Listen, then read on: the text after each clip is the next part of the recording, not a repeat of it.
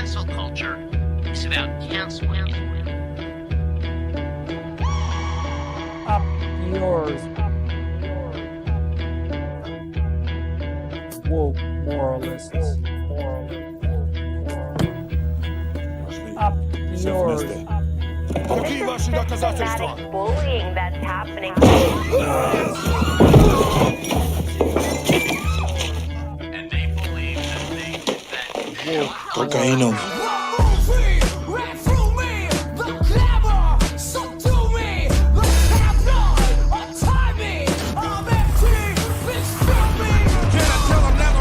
Had a gun, but it's the wax that the Terminator X spun.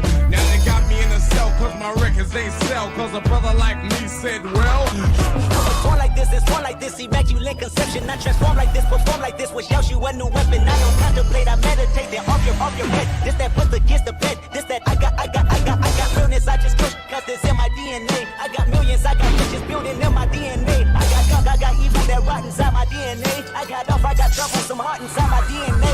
They seem animalistic is what I mean. No, they're worse than animals. the woke mob, they ruin everything. They stop Ben Shapiro from going to events and speaking. They stop Ann Coulter from doing it. I will never surrender even a single inch of ground to a pitchfork mob. You never cave to the mob. We will never bow to the mob. Ever. No matter what. Do you see the final expression of cancel culture in terrorist groups like We'll see who cancels who. They want you to comply. Yeah, it's showing chat on screen. Is that new? Yeah, it's new. I just clicked it. I didn't know if you knew about this yet. What? But yeah. Where's that option? Showing chat. It is at the top of the chats. There's a little like box you can click. It says beta. Oh yeah. Wow, Yeah, that's we can pretty turn cool. it off if you want. I think we'd looks have it on really, for now, especially because no one's spiffy. there. I think Yeah, once someone's in yeah. that corner, I guess it'll be rude to keep it on. But for now, it's Right. it's good. Yeah, if they behave, So how they y'all get to stay doing? on screen. Doing well. How are Good. you? How are Doing you? good, doing good. Good. Well, that's it. All right. Well, it's nice seeing everybody. The title of my video is literally chatting about ... something because I have no idea what we're talking about today. Yeah. Yeah. We can talk about the Knicks right now. Oh, What's that? I mean, the Knicks are. I'm neutral on the Knicks, but I do like seeing teams that don't normally win. So I'm always for Is this the a hockey underdog. team or a No, this is basketball team? basketball. That is basketball. I'm not a big Okay, basketball okay. guy, but this has been every Knicks playoff game has been extremely down to the wire, so it's been entertaining. Very Are they leading close the game. series or are they down? They're down. If they lose this game, they're done, and they got to win. They got to win 3 more. Oh shit, that sucks. So they're down 3-1. You know what that's how that's like. Yeah, I know. Do I ever know what that's like? All I've had is loss. Though the Raptors won in 2019, I just was never super into basketball. Yeah. Too much scoring, and too That's much the thing, yeah. stoppage. Too much stoppage time too. It just, basketball always. I mean, again, coming from a perspective of like hockey, but like, too much scoring. It's just like nothing. It's like the game doesn't matter until it's like the final minutes and it's close. It's like then I gotta watch. Then it's exciting. But See, up until then, it's just like death by 1,000 cuts. Just like all right, waiting for the end of this. See, the best thing about soccer is that the clock doesn't stop. So you get that 90 minutes plus extra time if there's, long stoppage time due to an injury. But you get 90 minutes of nonstop action. I love it. Action is obviously in the eye of the beholder, but I love soccer, so I'm not going to criticize it. I like, but I really only watch World Cup, Euro Cup. I don't really watch MLS. But that said, maybe I should, since my Leafs are doing shitty. Maybe the You don't want to. the Toronto FC check will be out how better. Toronto's doing. Yeah, I haven't checked recently, so I'm not too sure about that. Hey, look at it this way. At least you're not Montreal. Okay. Toronto's doing better than Montreal. Well, that's good. I just hope everybody has a good time when they play. That's my contribution. I hope both teams win. Right. I mean, you could say that for like youth leagues, but we don't want to say that for the pros. No. Actually, my kids started playing soccer yesterday. Oh yeah. Really? I gotta say he's pretty good. I mean, he's young. He's 4 years old, but like it's first of all, it's hilarious watching these kids play soccer because no one knows what the hell's going on. It's just like, they're kind of That's just cute. all over the place. Like there are multiple times where like the teams, like one of the teams scored on themselves, like not realizing or not even caring once they realize that they scored on Right. themselves. But there were a couple times where my son like stripped the ball off like the other team, and I actually have a video of him like keeping the ball away from 3 other kids until he walked out of bounds. That's pretty good. But I was like, this is really like he's killing it here for his first time playing soccer. Maybe there's a future here. He's a natural. But, I don't know. He's definitely more into sports than I was at that age. He's very different than me in that sense. But we'll It's the see. same We'll with see where it goes. Same with my son. I played soccer when I was young, but I wasn't a big sports guy in my adult years, and now I'm Mr. Sports because of my son. I played Now you're t-ball going to when I was games. like 5 or 6. Baseball? Yeah. It's like baseball for babies. You know, they put the ball on a tee and you hit it that way. Oh, t-ball. Yeah. I played that too when I was a kid. Yeah. I thought it was fun. You know, I was a kid, and yeah, I enjoyed it. That was. I was it. really bad at That was basically every sport I played. Like if I Same. played t-ball, I was bad. Soccer, I was bad. But I started soccer late. Like no, I think the first time I joined a team, I was like in grade 7. So other kids played were like well ahead of me. That's right. Oh yes. yeah. Baseball though, I started young, but I was just I was never super into it, and I could never skate Baseball's well, just a so I was never in stupid hockey. sport. Yeah, I feel like Yeah. baseball is just a boring sport. I don't know. Football makes You're sense. You can Canadian, come up don't you with guys? strategies. Don't you guys? Aren't you guys born wearing Wearing ice skates. skates? Yeah. I have like feet that hurt in skates. I have like flat feet, so skates always killed me. So I always hated skating.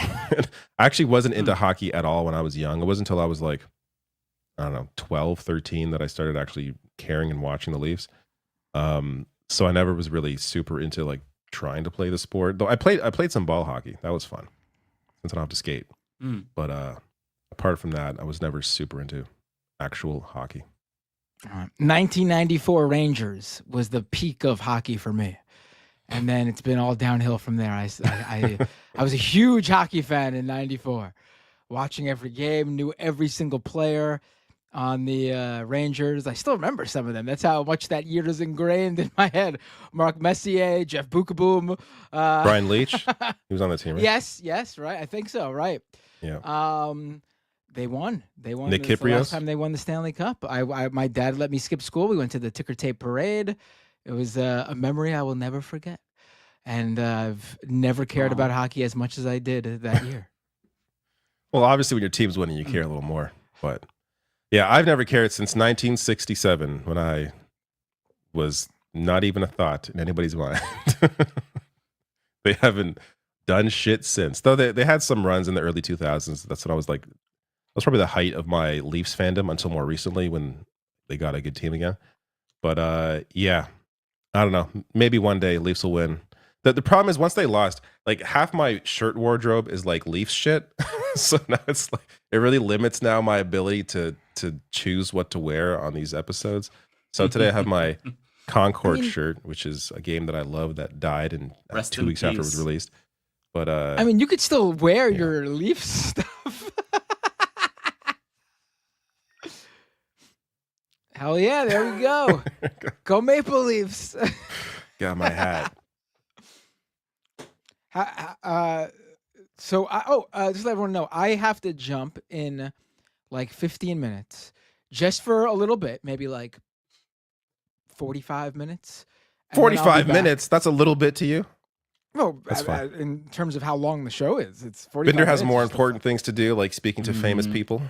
I am doing an interview with Al Jazeera at like a little bit before 9:30. They want me there a little bit beforehand. So I will be back afterwards. So I will leave you shortly and be back for the rest of the show. Can you tell us what it's about, or is it a secret? Yeah, I'm curious. Oh no, we're talking about Musk, Doge, and the end of his special government position, special government employee position. since we got some time before you leave, why don't you give us a little preview right now? Since Yeah, that is sure. that is the news that happened today, I guess. Nothing else. That's I mean, a true. lot of things happen every day, but in terms of like new things. Right. So Elon Musk has said that his time as a special government employee under the Trump administration has now officially come to an end. That does now finally appear to be the case. He had said it previously, but it wasn't official. It does look like this is going to be the official end of that specific role for him. And you know, the reason he's leaving is because Trump.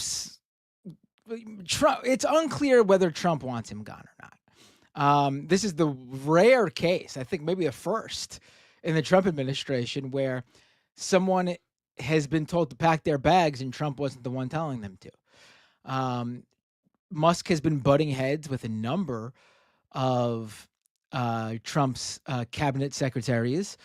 Basically, people weren't, reacting too kindly to Musk coming in and trying to cut the agency that Trump just put them in charge of. And on top of that, Musk was becoming a liability. He's very unpopular, way more unpopular than Trump. If you'll recall that Wisconsin special election for the Supreme Court, Musk poured money into it. He went there to campaign, and a lot of people think it was a big surprise that the Republican candidate lost, and people pointed fingers at Musk due to his pure unlikability. Also, Doge didn't accomplish shit. I'm not going to say that on Al Jazeera, obviously, but Doge didn't accomplish anything. I believe they're claiming something like 160 billion or so in cuts. That's less than 10% of what Musk said he was their goal. They were talking trillions of dollars in cuts. And on top of that, those cuts mean nothing because the 2025 government budget, the federal government's budget, is now more than it was in 2024.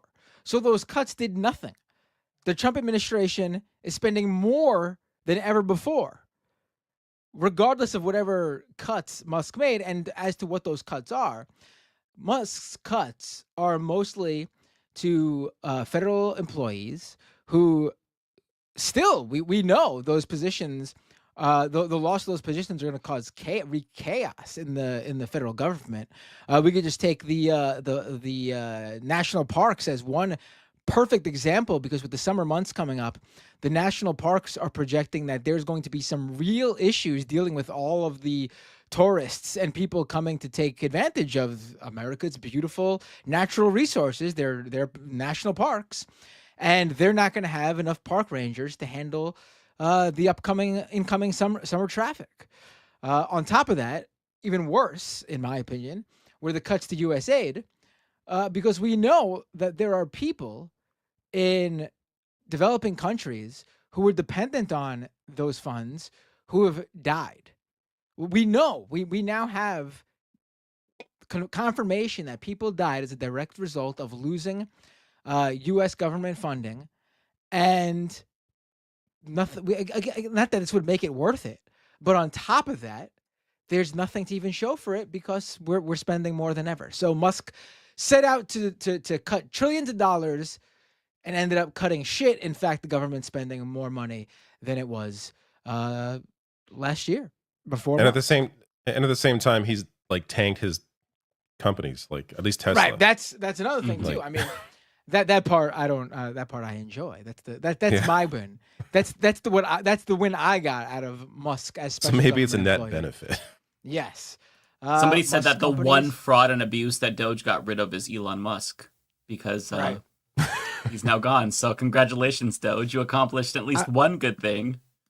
I mean, it was a fraudulent, abusive project in the Trump administration. It claimed it was going to cut all this money, and at the end of its tenure, the government's spending more money than ever before. That sounds like the definition of fraud to me. Yeah, and you brought up Tesla, which reminded me. I don't know if you all watched this video. I have to share this with you. This was amazing. So Chris Cillizza, CNN's resident doofus, he said, over the weekend, someone defaced my Tesla. I talked about why making everything political is dumb and why it's driving us further and further apart. Now, when somebody tells you that their Tesla was defaced, what images does that conjure? Like, somebody keyed it or they spray painted it. Right. Something pretty significant that's gonna, cost Maybe him some money. Molotov cocktail. Perhaps, if we're lucky. perhaps, but here's what he says happened. This is the defacement for my son, and we parked my car, which is a Tesla, and we went and watched. Just wait for the game. And when he and I came back, there was something attached to it that was not there when we had left. It was this. Bitch. That's the defacing. Some sticker thing somebody taped to your fucking car. Somebody saying kindly Musk is taped a Nazi. sticker to your car. And then he took to the internet to make a video about this sign. My brother in Christ, you are not a victim. What are you doing? Yeah, he wants to be the center of attention. That's that's the reason to be like, look at what happened to me. Like that's all this is. And then I can't believe you made a video about this. Yeah. I'm distracted by that prop typewriter behind them, actually. Like, what a bizarre setup that is. Oh, yeah. It's not even on a desk. That's not a desk. Why you got a typewriter on your dresser drawers? Right. I don't think he uses it pure. Yeah, like, well, that's I have a CRT right here. You can't see it, it's off screen, but it's on my other camera angle. I use this TV. I have a GameCube hooked up. Like there's a PS2 there. Not just a prop. Hell yeah. So I mean, in my house, that'd be a waste of space. We need to use that dresser drawer top. Yeah, for sure. Put stuff on it. Clothes go there. There's a little bit more here where he talks about how he was victimized, but it's almost done. It's not like super long. Someone had taped a sign, "Musk is a Nazi," to my car. Now, they obviously had pre-written this, or they have a bunch of them, right? But "Musk is a Nazi" taped to my car.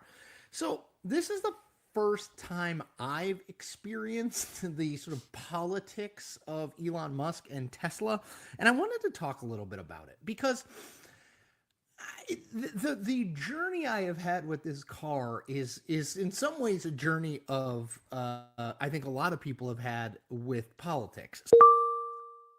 A nice advertisement for his Substack. What? Oh God, I gotta subscribe immediately. You gotta pay more to hear the rest. You're just chomping at the bit to hear this juicy story of how somebody He could have fucking done that himself. It's probably his damn note taped to the right. This could be a false flag. Look what someone did to me. Like in the background, there's like the pad of paper. Like it's like someone did this. But why would you make a video about this? Why would because you he wants this subscribers. As an that's why he's got a advertisement for your Substack. Substack? That is so embarrassing. My God, this guy very clearly has no life. I should make a story for my Patreon. Like, what could happen to me that I could do a Patreon about? I stubbed my toe the other day and I was so mad. My cat knocked over my Lego set and I was pissed. You wouldn't believe it. I was shopping the other day and where am I going with this? You had to shit so bad. What's like offensive to like the right that I could buy? They'd be like, "Oh my God, I bought a rainbow shirt, and somebody thought I was gay." You bought tampons, for and your then they son. assaulted me because they thought I was gay. Like I don't know. There's like, I'm sure I could make some shit up.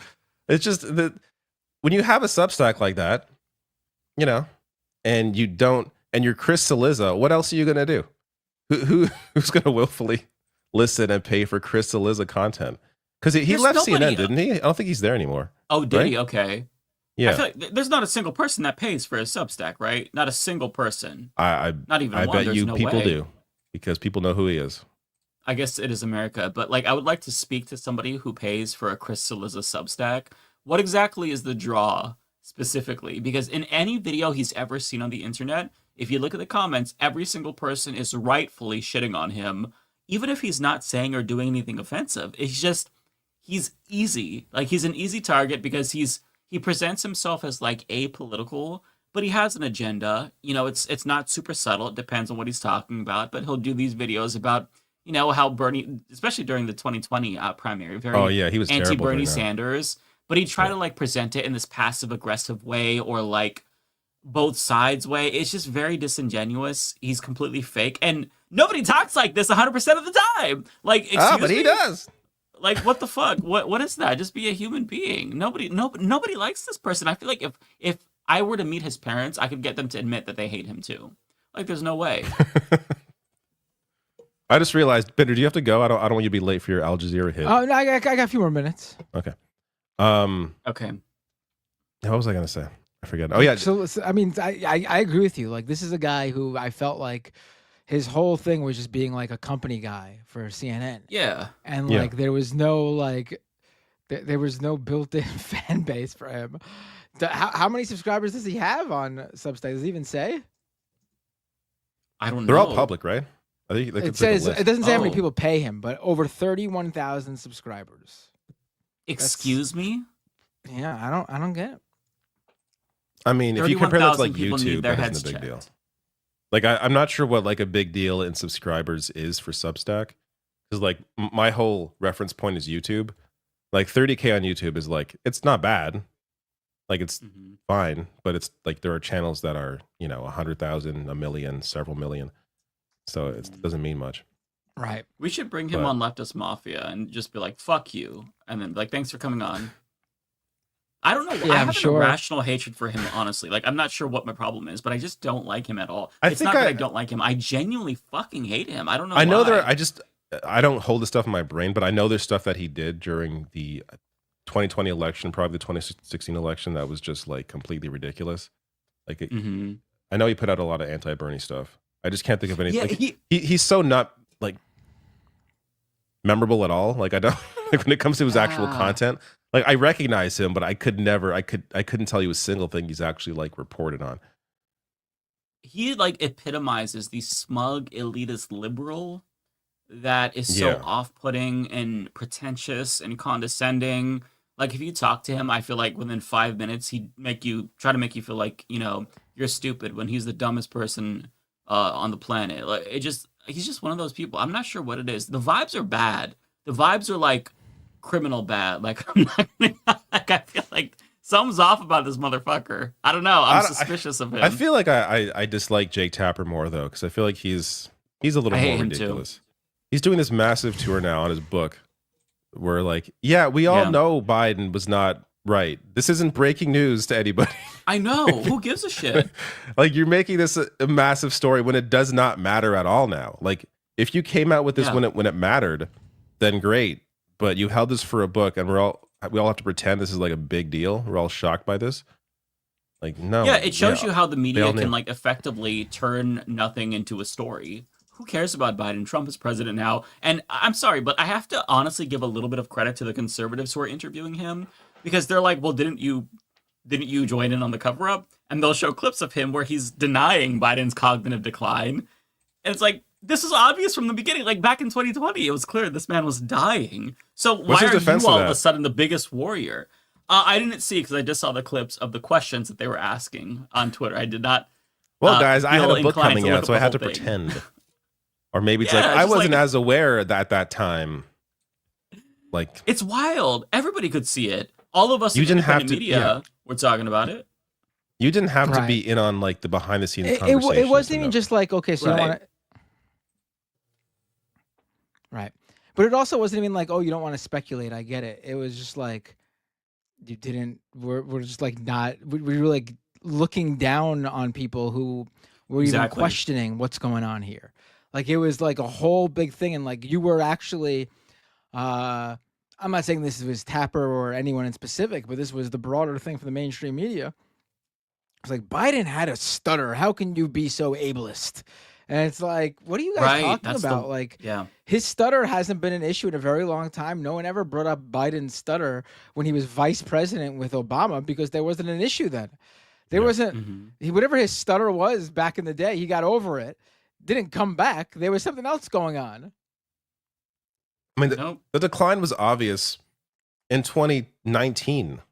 Like, when he was running in that primary. If you went back and looked at his VP years, just, like 4 years prior, you could tell that this man had deteriorated over the past several years, and that he should not be running again. And that's why he was not performing well in that primary until the fourth voting state. And then, they all coalesced, and we all know the story. But like, there was a reason why he was not performing well in that primary at all until Obama had to call everybody and make sure they were getting Bernie out. Like, it's just, he was never in a good place. So of course he only got worse as he stayed in. Yeah, it's just obvious. Listen, let me be clear. We gotta get Bernie out. Let me be clear. That's probably almost I can't verbatim wait. what happened. I can't wait for 2029 when Jake Tapper releases his book about how Trump is a fascist, and there was this cover up to hide his fascism. Like, nobody was talking about this. It's so crazy to me. Like, how phony is this? And the fact that CNN is promoting it so much as well, not just Jake Tapper. It's so crazy. Like, how can you give it? I genuinely do not give two shits about this fucking story. It doesn't matter anymore. Trump is the president.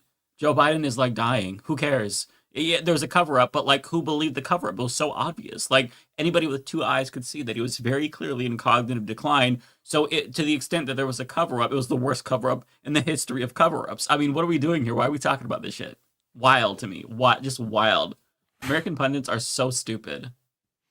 You know why? This was saved for the. It's a nice distraction. This point was made already, but again, this is saved for the book. This is stuff that should have been out when it was relevant. Can't make money off of it though, right? It's also a way to be like, look at me. You think CNN is so far left, but actually here I am writing a book on how bad Joe Biden was. So look at that, conservative media. I'm actually really good. You should like me. Like, these people are always trying to appeal to the right wing because their whole existence is based on not offending the right. So they just jump at the chance, jump at the opportunity to have a book like this where they're criticizing, a Democrat to show everybody, look, I'm actually one of the good ones. Like, fuck off. Like, completely missing the mark on what's important. Right. No, that's right. That's absolutely right. All right, guys, I'm gonna go do the thing. Please do it with that hair. Back. Thank you. Oh boy, what just happened? Oh my god. Gotta get ready for the interview. Oh damn, you didn't notice. I shouldn't have said anything. Here's my clown.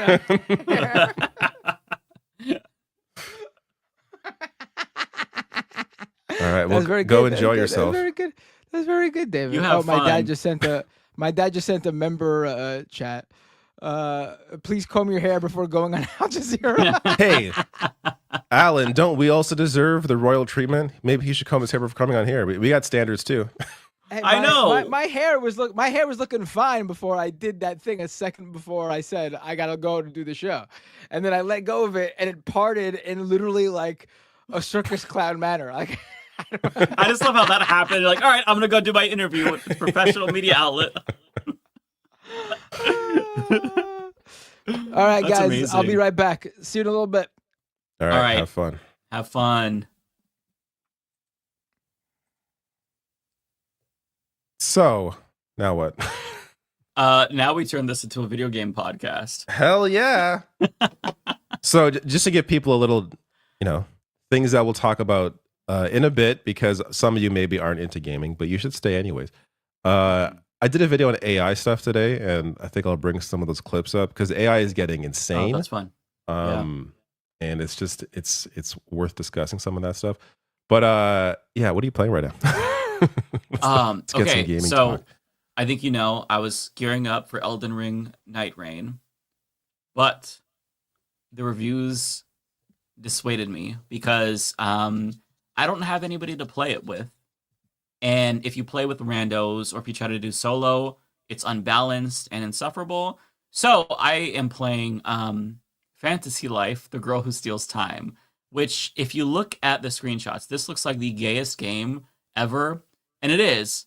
It's like Animal Crossing meets Zelda meets Dragon Quest Builders. You seen this? Yeah, this game's like become like a phenomenon. Like I'm seeing a lot about it. Like I haven't looked too deep into it, but I'm hearing a lot about this game for some reason. I don't know why. So wait, this what game, is it? What do you do in it? It's hard to describe it. It has its flaws in me though. It looks like so. Animal It's an Crossing-ish. RPG. Okay. Yeah. It's an RPG, and you can have you have one combat class, and then you can have multiple. I'm a magician, and then you can have 10 different other classes. You can be an angler to fish, an artist, which is kind of stupid, You can be a woodcutter, a craftsman, and you level up each of these classes. And you, I guess I don't know like what the main point of doing it is, but it's really fun. There's like a huge open world that you can explore. Then there's like different islands you can go to. It's kind of like one of those mindless games where you can just do what you want. The story's pretty shallow, but yeah, it's actually pretty challenging for the way that it looks. Is it an action RPG or a turn-based RPG? It's action, actually. Yeah, the combat's a little bit janky, but it's like hack and slash.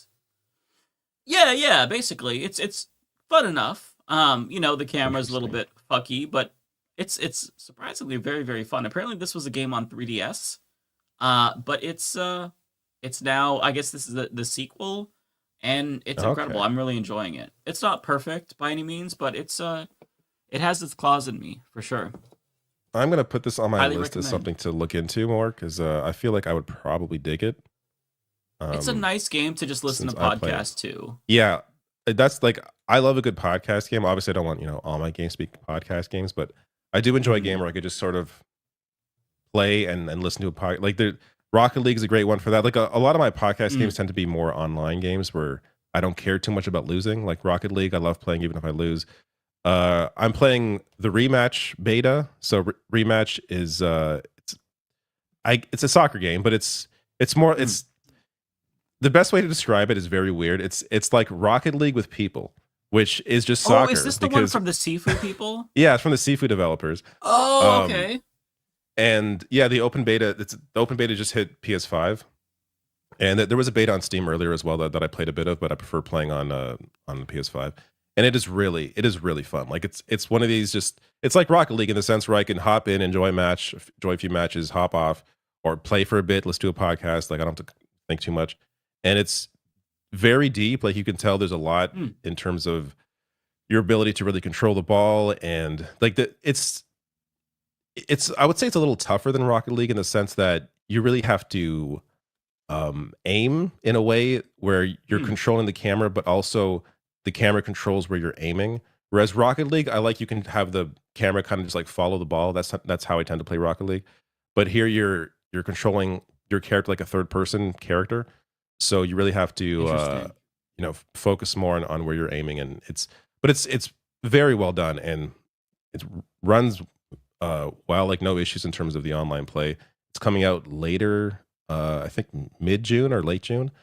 So it's almost out, and I can tell like this is a game I'll be playing for like 10 years. Like Rocket League, I've been playing for 10 years. Rocket League came out in 2015, and I played that when it first released, when it was still like a properly priced. I think it was like a $20 game when it came out, but then it ended up going free to play. I think Rocket League's been free to play now for like 5-8 years something. But yeah, so I've been playing that forever. That's never gotten old. I don't think Rematch will get old. I'm also playing Kingdom Come Deliverance 2, which is such a good game. And it's one that I thought I was going to bounce off of because it's very, like, it appears very unapproachable in the sense that your character gets hungry, like you have to eat, you have to sleep. If you don't sleep, you could die. Like there's just simple like survival things you have to worry about. So that's like immediately I'm thinking, okay, this is like too much. I don't want to think about all this stuff. But when you're actually playing it, it's not as complicated or as tough as it sounds. And it's just so well done. Like it's based, I think it's the 1500s, but you're essentially in what is now Czechia, I believe. So, but it's actually like modeled after a real area, but like 500 years ago, and castles. It's like a fantasy game, but without the fantasy. Like it's grounded in reality. Like there's no dragons, none of that crap. It looks like it's actually like too. Yeah, it's a very good looking game, very well acted. Like it is so open that I'm amazed at how they were able to create the world that they created, because there are so many layers to what you can do and how you can approach things and what you choose to do. You don't have to do, like, there's lots of side quests that you could choose not to do, but if you do them, then they can play into a future quest, and these characters are part of there's early on in the first, for me, 20 hours. But some people got to this part in like the first 10 hours. But there's like this wedding that happens that essentially you're leading up to, and you can play it in a way where you meet all these different characters and you get to the wedding and you know everybody there, or you can play where you just like mainline the main quest and get to the wedding and you don't know anybody. And I think that the game sort of rewards you for really diving into it and playing all the side quests and learning who these people are and learning what's going on. And I'm at a place now where it's like a semi-boss fight and I keep dying, so I have to look up to see what the hell's like, how the hell to beat this, because this is the first time I've actually hit like a wall in this game. But I've just really enjoyed. Like I really thought this would be too much for me. It really came off as more like a PC RPG kind of thing that I like tend really to complex, not. like Yeah, that I tend to not be as much into, especially like survival games. I'm never really super into survival games, but even though this has elements of that, it's just a very well done action RPG, and I highly recommend checking out Kingdom Come Deliverance 2. I need to check this out. How many hours have you put in it so far? 30. I think I'm 30 hours. Okay, that's not bad. That's not bad. Yeah, so I'm not sure how long it is. I think out. it varies depending on what you're gonna do in the game. I think you can you could probably mainline the game in like 40 hours, but I'm gonna do most of what's in it just because I'm enjoying it so much. But yeah, I'm definitely checking this one out. There's just like so many. It's every year. There's just a lot of great games. Like I have a backlog that is massive, and it's not like crappy games. It's a backlog of like great stuff that I wish I had the time to play, but I simply do not. Like I just earlier somebody had asked about Claire Expedition 33. I was just going to bring that up privately. Yes. Did you beat it? Yeah, we talked about this before the last episode, I think, before it went live. Yeah, I beat it. It was amazing. Yeah, so, I won't say any spoilers, but it's so damn good. Yeah, I feel like, I've actually been impressed by how much I've not seen spoilers online, just because I think people sort of respect this game in a way where people know if you spoil aspects of this game, I think it, at least for me, would definitely damage the way the story hits. Right. But it's but that's just the story too, because it's very complicated. Yeah, to get to the ending, there's so much that happens to where it's like you'd be like, wait, what? That doesn't make sense based on where you start. So yeah, there'd be parts of it that would definitely would be tough to spoil, or like just because you don't know what's going on. But everything about that game is so well executed. Like just this is it's from a small team, but it's worth mentioning. I'm sure there was a lot of contracting that they did to make this, because even though the team was like 30 developers, the game comes off like it's like a team of like 2,000 people that made this, because we're talking about just the plot, the voice acting, the acting very, generally, very polished. The music, the depth, the music, the music's amazing. The depth in the combat and just the layers to the combat. Like when I first saw previews of this game, it reminded me a bit of or at least the way it was being presented was more of like a turn-based RPG that you have some say in. I was thinking like Mario RPG, or like Mario and Luigi games where you tap a button as you're hitting the guy, and that element is in there, but it's so much deeper than that, and each character has their own version of like their own depth to how they approach these fights, and the layers upon layers that you can do, and combining different characters together to achieve various ways to hit the most amount of damage. Like the turn-based combat, it's got to be the best turn-based, like just in terms of the system that I've ever played in a turn-based RPG, just because of how deep it is. Yeah, it kicked my ass, but it was so fun. It was so rewarding when you hit that parry. It's like, you kind of get cocky sometimes, and you should dodge because you don't know the move set, but you try to parry and you get fucked up. But then when you actually get the parries right, it's just amazing. I love how our viewership is falling off a cliff since we started talking about video. Fuck you guys. That left anyways. I gave them the breadcrumb. We will talk about the weird AI shit, and then maybe whatever else comes fuck up. this, we're ducking. I talk about so they can talk about sports, right? That's sports, I guess, is It's more a little more universal, universal maybe? for some people. I don't know. Yeah. It depends. It depends the age of our audience, because not saying people that True. are older don't play games, but there is definitely like a fall off when you get a little bit older. Yeah, that's true. I do appreciate all of the sweaties that stood for the video game conversation. I'm among them. I also started playing Doom: The Dark Ages since it's on Game Pass. How do you like that? It's odd because when I'm playing it, I'm enjoying it, but when I'm not playing it, I'm not thinking about it. So it hasn't like glued me in a way that I thought it was going to, because there's some depth to the combat, in the sense that a lot of it is, there's like a rhythm almost to the way that the melee works, and a lot of it's close quarters combat, and it really, the game really encourages you to fight up close, and like in a way that other Doom games, at least other shooters generally, really haven't. So there's an element to it where you're like, there are these attacks that enemies will throw out where they're like these energy attacks, and like 2 of them will be red, one's green, so you have to parry the green one to be able to knock down their shield, to be able to attack and actually kill them. Like there's a lot of like, parrying is essentially is at the heart of how the combat operates, which I find really interesting, and I like that aspect of it. But it hasn't hooked me in a way that I thought it would. That said, it is like, it's on Game Pass. Like if you have Game Pass, it's a no-brainer. Definitely check it out. But I still miss I was really into the Doom 2016 multiplayer, which like I feel like doesn't get the love that it deserves, because that multiplayer was so well paced. It was really quick. There are very few online games like it, and now I feel like since 2016, everything online has gone just this live service route, where it's all battle passes and it's all free to play, and it's like, God, like maybe I'm too old, but I hate all this shit. I hate it too. Just give me a solid online. This is why I fucking loved Concord. Just a solid online multiplayer game, no battle pass. You just buy it up front, you pay for it. No microtransactions, which, you know, again, I don't mind if there's skins or whatever, but like nothing that's really preventing you from being good, you know, unless you buy something. Like none of that stuff. This is just straight up solid multiplayer games. I miss those days of like Halo 2, Halo 3 had, I think, still peak of Xbox console multiplayer.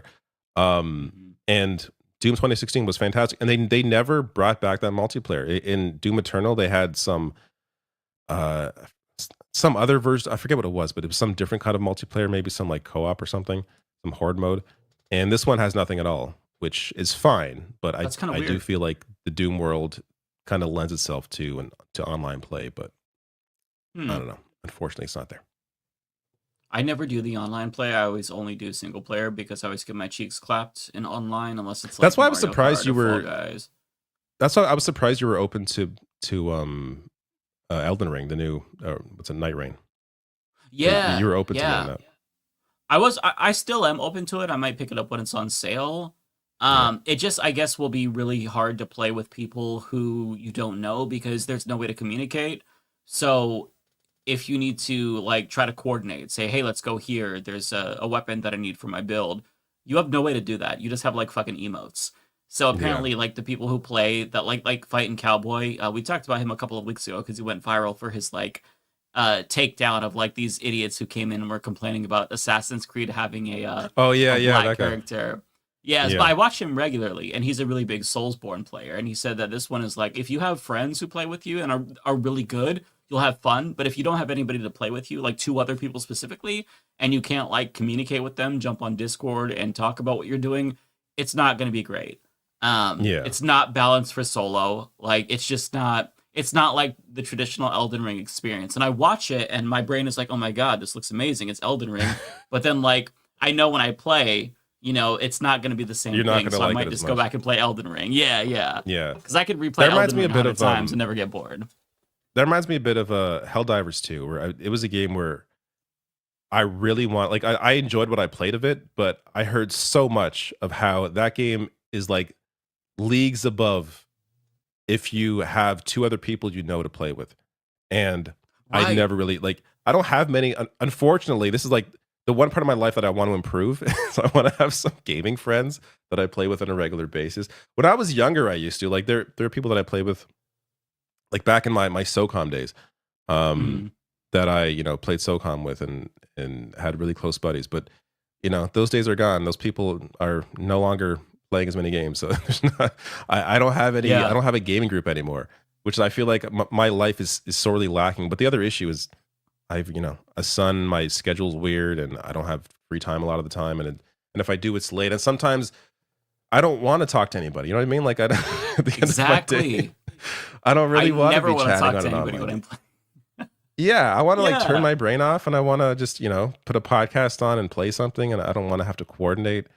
I don't know. It just almost feels like extra work to have to talk to people. Yeah, which I get that it'd be fun sometimes, but there's energy involved in that and a cost socially, like to where you have to schedule it. You have to like make sure you're free that night. Like it's just like stuff that I wish I had the time for that I don't. That said, Arc Raiders, I played the Arc Raiders beta. That was brief. I think like it was out for like a few days, but that was a lot of fun. And that's I guess it's an extraction shooter, which I haven't really played too many of those. I played a bit of Concord, which is not Concord, Marathon, the Bungie one, which is also an extraction shooter. I could not get into Marathon as much as I appreciate Bungie's history and in terms of the way that they like in terms of the moment to moment just gunplay. Marathon is great, just as Destiny is great, just as Halo is great, but Marathon didn't have much else that really grabbed me. Arc Raiders though was just it's third person. Each group I think it's groups of 3. You could go in with 2 other friends, which again I'm sure is much more fun than going in solo, but you can still matchmake with 2 other people on your team. And I was actually surprised. People were like voice chatting, like strangers were voice chatting in a way that I hadn't really seen since like, the SOCOM days.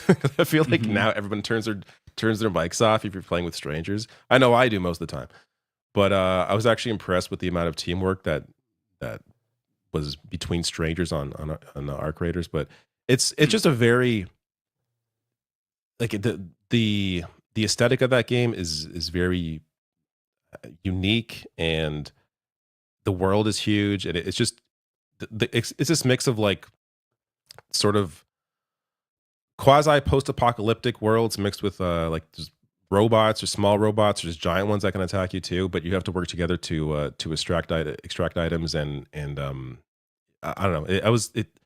I played just a few hours of it, but I was actually impressed by what I played, and it already has like a big community hyping it up, so it looks like it might actually survive. That's one of the biggest issues with these sorts of games is they tend to just release and die. But well, to be fair, not even single player games die if they're not live service. Not that like a game I like is dying, but I saw that the sales for the first Berserker Kazan did not meet expectations. So I'm like, so we're not gonna get a sequel. Oh, I guess you really sucks. like That's like my game of the year. When it first hit, I heard a lot about it, and then I forgot it existed like a week later. Yeah, it's amazing. I'm so sad. Hey, Rebecca, what games are you playing? None. We decided to monopolize the discourse for the episode and just talk about video games. But it's nice to see you. I know. I needed to pop in because I'm like I haven't been here in a month. I think the last time I saw you, I was on the 1st of May. And seriously, it's been that long? What have you been up to? Yeah, I feel like it's been a long. I celebrated a birthday, and then happy birthday. That's right. Happy birthday. Thank you. On May 15th, I turned 35. 35 years old. So my goodness, half of 70. I know. Well, yeah, please don't do that. I was 70. Don't do that. But yes, half of 70, but not 40. Yeah. So it's still young. It's still young. Right. It is. I mean, I feel I'm tired, but I'm still young. So that's what it was. So I've been doing a lot. My family had came up, but not for my birthday. My sister's birthday was actually the week after, but my nephew had graduated is it middle school? No, he graduated 5th grade. So he's going to middle school. Aww. So I planned a little thing shindig for him, and That's then so then I've been doing a lot of family stuff, handling some family stuff, and I tried even when I tried to take myself out to dinner, I was tired. It just was such. I was just sleepy. I was tired. I feel a little bit overwhelmed, so I kind of just been laying low. Last time, last week when we were having the communication issues on Twitter, when you sent out the link, I was like, yeah, I'm gonna be there. I was asleep. Okay, so that's what happened. But that's what I've been up to. I feel like the way you describe it is me 100%. Like, I just feel run down lately. Like, everything feels like it takes twice as much energy. Yes. Yes. Just like, and like what you said about like treating yourself to dinner. So for like 4 weeks, I was like, okay, I'm gonna go see Sinners this weekend. I really want to see it. I'm gonna go see it this weekend. I'm gonna go see it this weekend. I never saw it. I just I chose to sit on my ass. I don't know what it is. I don't know if it's like the atmosphere that we're in currently, or just our age. We're all not that old, but like, I don't know. Like what you said resonated with me because I feel the same. Everybody's saying that they're tired. I've actually seen that on a lot of different platforms for different reasons. People are just like, it's just tired season for everyone. I don't think it's an age thing. Yeah. I think everybody's just overwhelmed, overworked, are mentally stretched. And then on top, we have personal lives. So you got to take care of personal things on top of course, we talk about this often, what we do here. That's why I tap in with my therapist and I tend to touch grass. I will, Smart. Y'all know this, I'll go ride bikes, go on runs. On those runs, I'm talking to myself. I'm listening to a certain type of music. In this time when I feel this way, I can't watch certain things. Like I won't watch things that are dark on television. Like that are just same. Yeah. That's why I never watched The Last of Us. Like I never and now I'm glad I didn't get into it because apparently season 2 sucks. So I'm glad I never watched it. I haven't watched that one either. And that was on my watch list, but I never watched it. Just like depressing. I'm like, I can't watch like post-apocalyptic depressing TV shows or movies. Like why do I want to leave this to escape into that? Like it's just not right. That's not an improvement. Like I don't know. Yeah. I'm not even watching political content very frequently. I used to like consume a bunch of news just when I wasn't doing my own, just to keep up.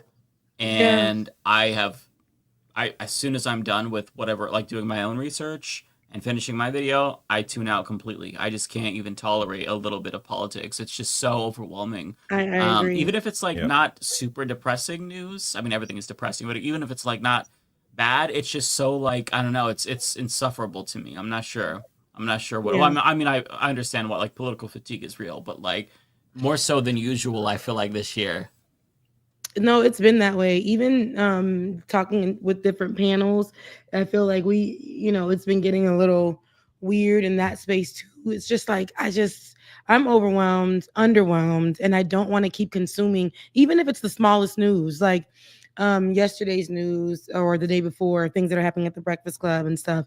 Just getting online and seeing how people giving it up right now is ridiculous. Seeing more people that underneath spaces that are harmful or harmful rhetoric. I just don't want any parts of it. With the abuse conversations and seeing how all the conversations are happening within that was so sad for me to see people that I know encouraging conversations that basically make Cassie a liar or over sexualizing her, saying that she deserves it. I'm just like, I don't want no parts of this. It's women and men. I just don't want any parts of it, like at all. So it's just all exhausting. There's just so much. I'm tired of shitty people getting celebrated or defended. It's also overwhelming. Society is just so, I don't know. I feel like our culture is just like toxic. Where if you are the biggest piece of shit ever, you will be propped up. You will be defended just because people want to be contrarians. I don't know. It feels like I feel like I'm very like, I don't know. Like I feel kind of like, I don't know what the right word is to describe it. I don't feel attached to like our culture. Or 100%. Society. Like I feel like I'm kind of an outcast just because I don't want to be. I constantly think of that. You know? I gotta find what this is from, but there's like this meme where it's I think it's a superhero or it's somebody, but he's on like the moon and he's like, I don't want to be with these people anymore. And it's just like he's like separated himself from like society. And like I think of that constantly. I'm like, I don't want to be around these people anymore. I don't want these people in culture. Like I can't willfully put myself into this culture I don't want to be a part of. Like it's just so. That's why I try to stay on my lane, like research what I want to talk about, which is also it's getting increasingly harder and harder to like just find interesting news items that isn't just the most depressing, horrible shit imaginable. Like I just want to, like I'm glad I found that Jordan Peterson debate because even though he's a clown, it was fun just kind of like break that down. And I covered some AI stuff today. Like I'm trying to like just do different things to keep me mentally stimulated because I can't just live in the world of like, oh, what did Trump do today? Like what's happening now? It's there's nothing new. Overwhelming. Like yeah, there's like nothing new to learn. Like that's what I find. Like not that it shouldn't be covered. Like of course I'm glad like actual news organizations are covering this stuff. But in terms of just what I like to cover and the kinds of things that I feel like I when I choose something to discuss, it's because I have an angle. Like I have something to say about that topic. I have nothing more to add to Trump. We all know who this man is. We knew it before he was elected. There's nothing new to learn here. Like I don't know what else to add to the conversation that I haven't already said over the past 8+ years. Like it's depressing. We've said everything that needs to be said, basically.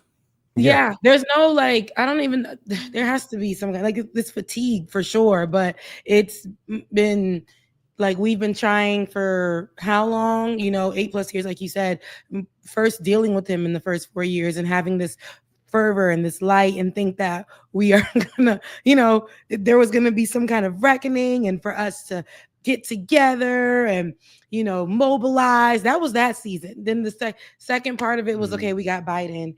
So let's just, figure out what we're going to do. But then we started seeing a lot of division and then people trying to scramble all late. And we were like, we've been saying this. We've been here, trying to let y'all know what's going on and how to do it and what to do and have these conversations. And now it's just like, again, a lot of fatigue. However, I feel like you, David, I'm just doing what I could do, how I could do it, right? On Like It or Not, we're consistently taking like any news, how it may affect Black people right now who feel fatigued. We'll go ahead and give you some information. We'll do that, and then we'll go live our lives. Once the computers are shut down, the cameras are off, we go pour into ourselves however we can because we have our own lives. There are issues outside of what's going on. So we've given you what we can. Of course, we need you to stay informed because of the misinformation out there. If we don't do it, we know it's going to get worse. So, but after the camera shuts down and the computer shuts down, that's it. Whatever I choose to put out there, I keep a certain thing in mind. I'm not going to do Donald Trump and solely Donald Trump and him picking his wedgie and doing all this. I'm not doing it. I'm just not. I don't care. I don't want to talk about his wife. I would do a video on him picking a wedgie. That's the kind of content Mike lives for. That's the kind of shit that I want to look at. Because it's like, how many times can I talk about his authoritarianism? Like before the election, I did my best to warn people.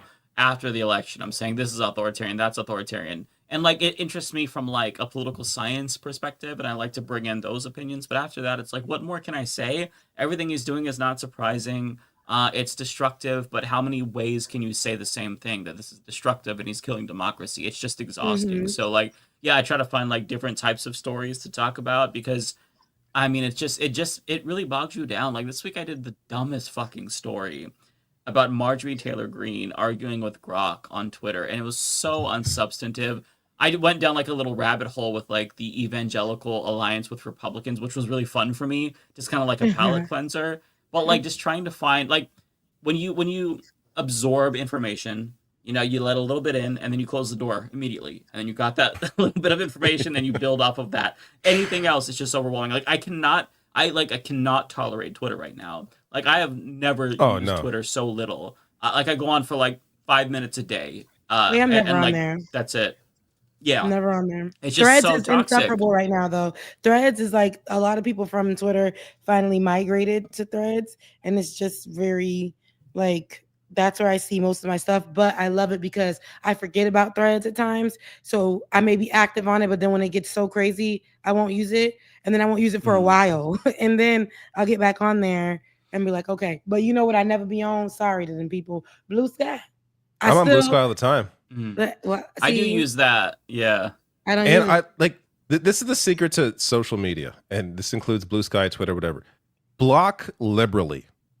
If you see someone that annoys you, just block it. Block them. I block, like, people will show up in my replies like wanting to argue with me. Blocked. Like I don't even finish reading the sentence. Like I'm done. Blocked. Like I don't need to fucking hear you.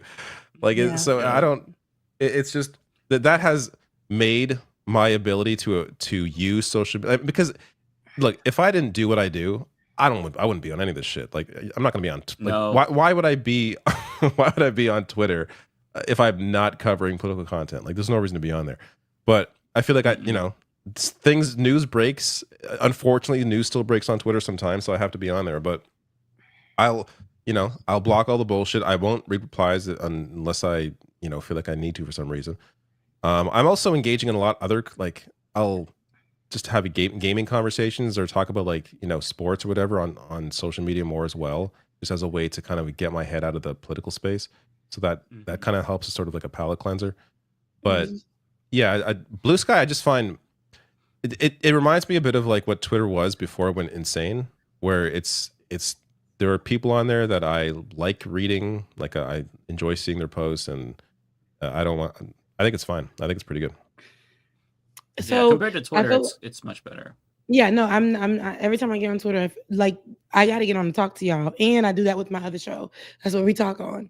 But other than that, I don't utilize that app at all. I'll delete the app, but that's how we communicate. But other than that, like when I do happen to like stay on for 4 seconds too long, the first thing that I see is always either propaganda, just people arguing with each other, and it could be like officials. And I'm like, yeah, get me off of this. But the thing I do like, David, about Threads is when people trying to get at you, because a couple of my stuff, this is what Threads does. It'll send my stuff to no one and everybody. So it'll recognize me and like other Black people and put us in this little group of people.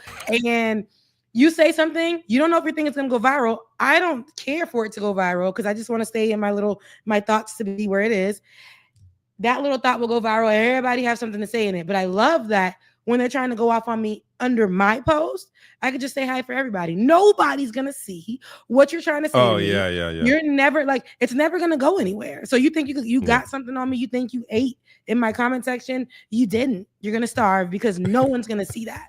So that makes me feel good too, because it empowers me to, combat people who they cuss you out over you literally saying, I love this character.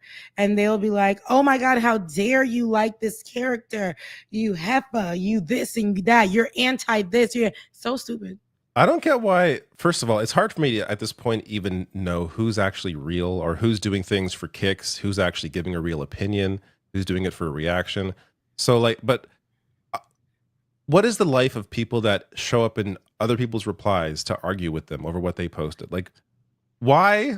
What's the point? It's one thing if it's like a friendly discussion about something, whatever. But to show up in someone's replies and start like cussing them out or start like who do you think you are? Like why are you wasting your time? Like, why is anybody? It's really because they're miserable, and when they see somebody that they is celeb like YouTube famous or whatever, like somebody with a bigger platform, somebody with a voice, somebody with some kind of something, what they're gonna do is get on there and talk back at you. Somebody from my high school, it wasn't my high school. Somebody knew from 9th grade thought they can go back and forth with me. Like, oh, Rebecca, you know what? I don't even know you. I don't know anything about you. I'm a grown woman. I don't know nothing about you. Look, I'm 35 years old, not 15. So like, as my camera goes out. So get away. So I say this to say, I'm going to change my battery, but these people get online to go after you because they need to get that off their chest, especially if they feel like they know you. It's like a moment for them to have some kind of control in your in your comment section on YouTube, tell you what to do, how to do it, well, how to wear your hair, what content to cover, tell you that it wasn't good, they're going to unfollow you. They got to announce it. They got to announce that you're not good enough. Yeah. And yeah, that's what YouTube also has that feature where you hide their account. So like, oh, really? oh yeah, you just there are many people that I'm sure still cuss me out to this day on YouTube, and they think people are seeing their replies and nobody's seeing your comments because it's hide from this account, but they still see their posts, so they still think your comments showing, and or their comments showing, and it's not there. It hasn't been there for years. So I definitely, yeah, people that are like that, I'm not gonna waste any energy on that. Like, it's just, no, you don't have to be here. I don't have to see you. I'm currently in this phase where it's like I don't have the energy to argue with anybody, but I also don't have the energy to like be nice. I'm like, hope you all have a wonderful day on Twitter or something. Like, I just don't have the energy for anything. Like, I just want to like I have the energy to like slouch around and sit on my ass and like not think about politics. I don't know. I feel like it's not just me. Like, maybe it's projection, but I feel like so many people are in this same like space just because everything is so exhausting, and we all have this like countdown time in our heads where it's like, okay, 6 months down, we've got like 3.5 years to go until we see what happens in 2028. You know, like I don't know. Yeah, no, for sure. I feel like the only thing that really like lights me up every day, and this is gonna sound really cheesy, and I know both you don't have kids, but this is like honestly is picking up my son from school. Like, I look forward to picking him up because it's like, oh, I had to fucking read the most dumbest shit all day, and now I get to pick up this kid who's just like full of smiles. He's full of energy. He's a great little boy, and he has added so much to like the value in my life that it has made what I do feel even like less important in the sense that it doesn't, like, my work used to be like the reason that like I would get up in the morning, and you know, I that's put all my effort, all my heart into that. And now it's still like, I still of course care about what I do. I still ensure that what I'm doing is done well, and I research and everything. But in terms of like what I get out of it, I get a lot more out of being a dad than I get out of my YouTube channel. And it's really like allowed me to continue existing in this very depressing space just because I have like a little ball of like happiness that has kept me going. So it's just, I don't know, like that's, I feel like whether it's a pet, whether it's like something else, everyone I think needs. For me, it's my plants. Your plants for you. Yeah, because I get to water them, and when I'm not feeling the best, I can tell, because then the neglect on the plants. So, you know, it keeps me doing something and worrying about something. I'll go to the store, get new pots, and, you know, like replant them or something like that. But I do, like, I was saying this earlier for Mother's Day. So how you feel about your baby, I'm like, you know, shout out to my mom. She's an amazing little Haitian lady. But I do look forward to that, because even in this space, I feel like it's just so stressful, but you get to turn it off and have your family, you know, be with your family. That's beautiful. Like, so I look forward to those moments where I can just shut all this stuff off and just be with my partner or with a baby. I look forward to that day. Now, not trying to get knocked up today, but in the future, that's something that I definitely would love to experience, have, or a forever person, you know, with me, a partnership or something like that. But I think that people in the spaces who have that, that's also a benefit, because you get to be with your person, like, or be with love. Even when you're getting cussed out on the internet, you turn around and it's just like, I remember when it used to bother me so bad. Now I don't care. Oh, I don't care at all anymore. Yeah, I don't care. But that thing used to beat when I first got on there. I'm like, so many people, they hate me. And then the next week it would be like, they love me. And then the next week it would be like, they hate me. Then I realized it's such a fickle space.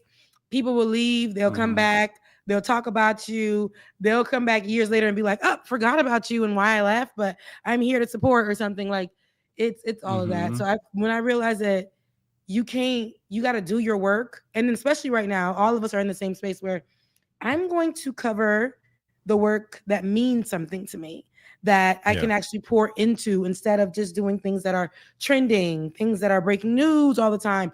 And it's like, it's giving me brain rot. So I'm gonna do stuff that I actually feel like is helping me make a difference because I care about this actual issue, topic, thing. I can pour into it. I can give you guys what you need from it. Because other than that, I started not giving a damn. I remember when I was working in studio with Ben, they wanted us to cover like the dumbest things, and I just would be like, I don't care about this. Yeah, this is dumb. Like I can't do another day of this. And Ben was like, all right, let's just go rogue. Let's do some things that we care about. And that's how we started doing what we did. Because it was nobody really cared. Yet those were doing the numbers though. We were getting 1 million views, all that stuff when we were working in studio for those people. And it just wasn't serving us though. Like it wasn't genuine. And they wanted us to get on and be angry every day. Yeah, I'm gonna be angry about this, but there are other things that are happening too that we can discuss. That is not also you can't just just being angry all the time. Also, as a viewer, it gets really horrible to watch. Like I think The Young Turks is a perfect example of that. Like that show used to have personality. They used to enjoy themselves. They used to be talk about like each other's like personal lives, family and stuff. And now it's just like like just screaming for like 2 hours, and I haven't watched that show in like a couple of years. Like it's just you can tell that's they all don't it is now. There. It's just a bunch of anger and depression for like who wants to watch this? You want to see people escape to these sorts of shows because we're human beings, and you know we have some personality, and we inject ourselves into what we do, and we care about what we do. If we're just like screaming at your face for 2 hours straight, like I don't just for me anyways, that's just a very not enjoyable too watch. Much. Yeah.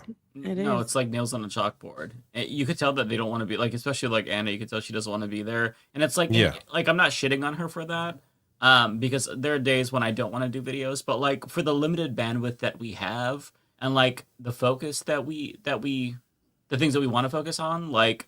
I'm going to really hone in on that. Like if it's a story I want to do, I'm going to really go all in on that. But I'm not going to force myself to like you were saying, Rebecca, like talk about every fart that Donald Trump makes. You know, it's just, you can't cover everything. There's so much happening right now. You can't be a 24-hour news channel when you have a YouTube channel. We're people. So just like, we have to work to our strengths. And there's not a lot right now, but you know, you do what you can. Giving you what we're giving you what we can. And what I will say, you know, with TYT, you know, they've built their brand off the backs of a lot of YouTubers. They've had a lot of talent, you know, work with them. And now it's basically just them and the few others that are left, you know, on TYT. But the difference between it is Anna gets paid big money to get up and do it every day. Like she knows she's going to be fine with that. Some days we don't know if your video is going to be demonetized, flopped, or whatever, but that's the work that you put into it. You know, some weeks are great, some months are great, some is just not at all. But we still get up and do it anyway, because I think right now we get up and do it because we know that there is a reason and a purpose for us to do this, but we're doing the things that we know we care most about. And we're giving that light. And you come and listen to it, or you just go to somebody else's page on YouTube that's doing the other stuff that you want. It's simple. It's simple. That's right. Yeah. So I mentioned earlier, I guess I should bring it up now. I did a video on AI today, which I don't normally cover very often, but there were like 3 prominent AI stories this week, and I just kind of put them all into one thing. But Google has this new AI model. It's Google's VO3, I think is how you say it. And they essentially now have added speech to these people in a way that is fairly convincing for what it is, especially if you're not looking for anything wrong with the video. I could definitely see, especially the Facebook crew, everyone on Facebook falling for all this shit, which they already fall for AI images. They fall for the dumbest shit. Facebook is the first one. Our parents and all them aunties, they the first ones, okay? There's some people that fall for that MS-13 tattoo. Like, remember the Trump photo that he shared of Rodrigo Garcia, where they labeled it MS-13? They would fall for that. I'm like, oh, that's a tattoo, 100%. Absolutely. So, wow. They are absolutely going to fall for this stuff. So I'm going to play a few videos here. Here. Can you believe I'm here?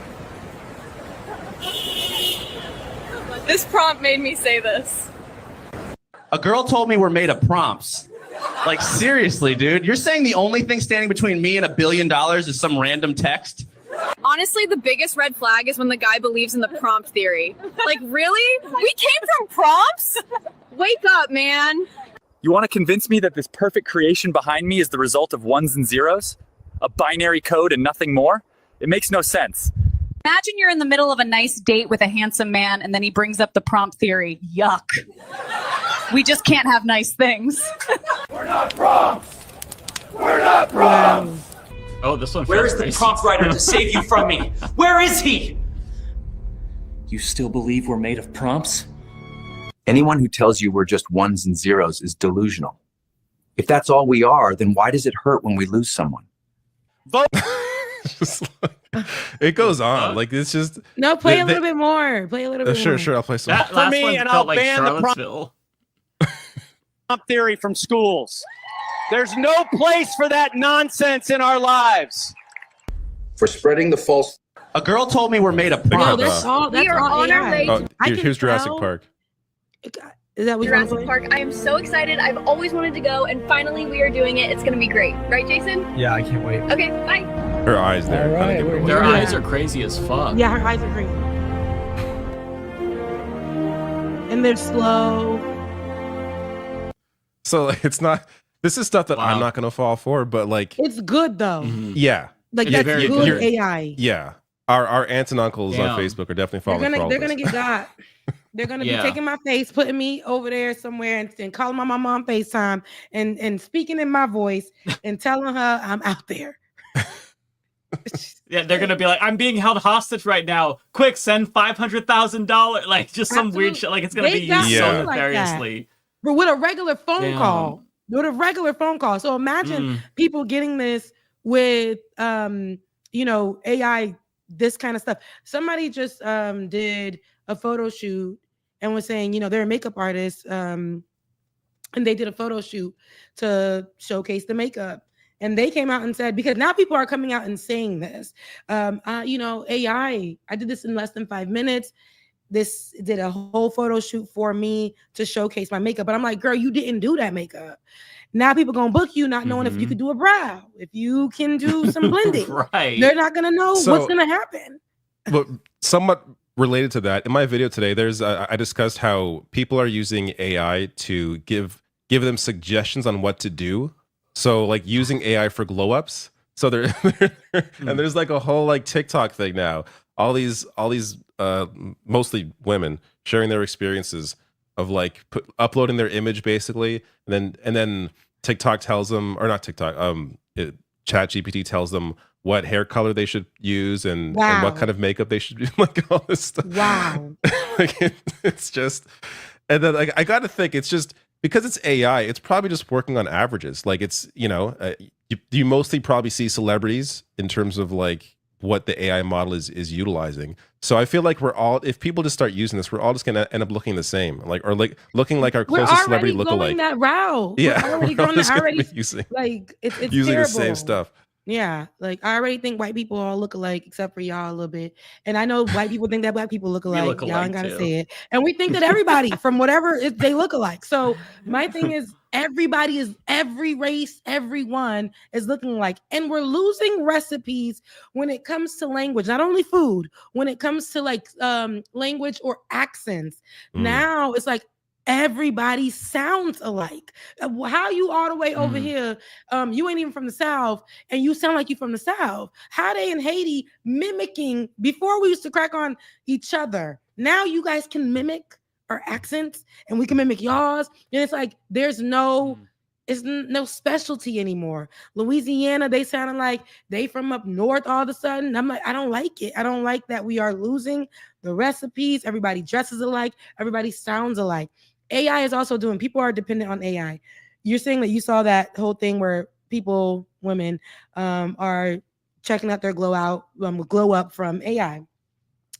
There is a whole thing on Threads where they're like, the boyfriend texts, "Hey, how are you?" Go straight to ChatGPT. My boyfriend said or asked, "Hi, how are you?" Then they'll be like, my friend asked me this question. Instead of them compiling an answer, they go to ChatGPT. My mom said this.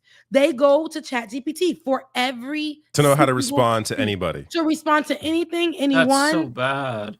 People are going to develop people are already bad at social. I mean, growing up, I was bad socially, but like you learn by talking to more people.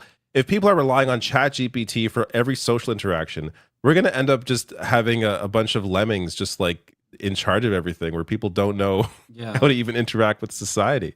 Like that is very depressing. Yes, it's very but they are enjoying it.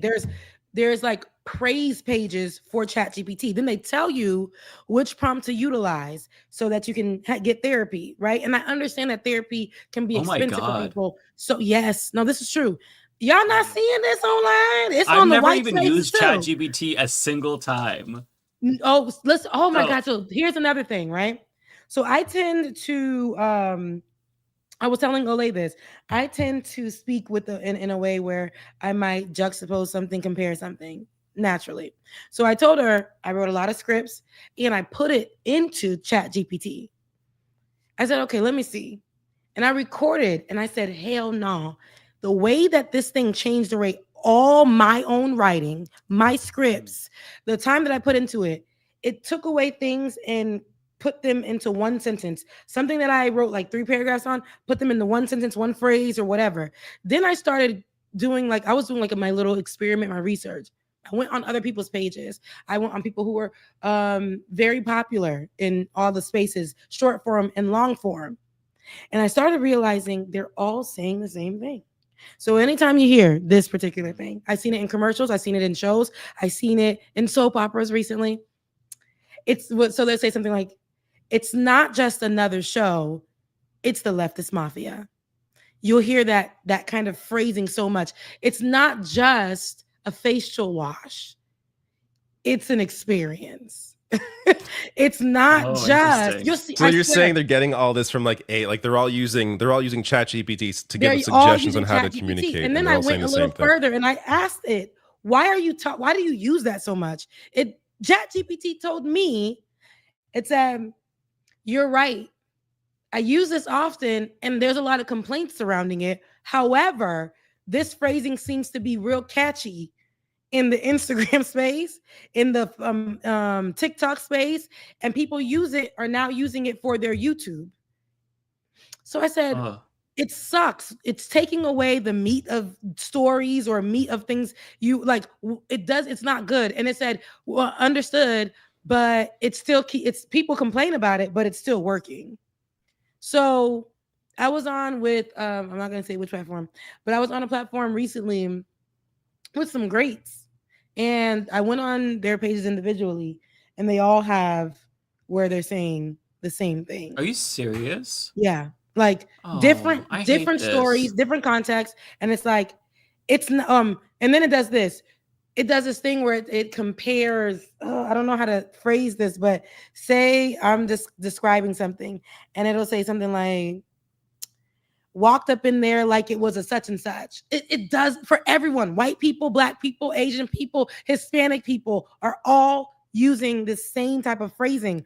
And I got to figure out if there's a name for it now, since it's common, if there's a name for the type of phrasing that ChatGPT does.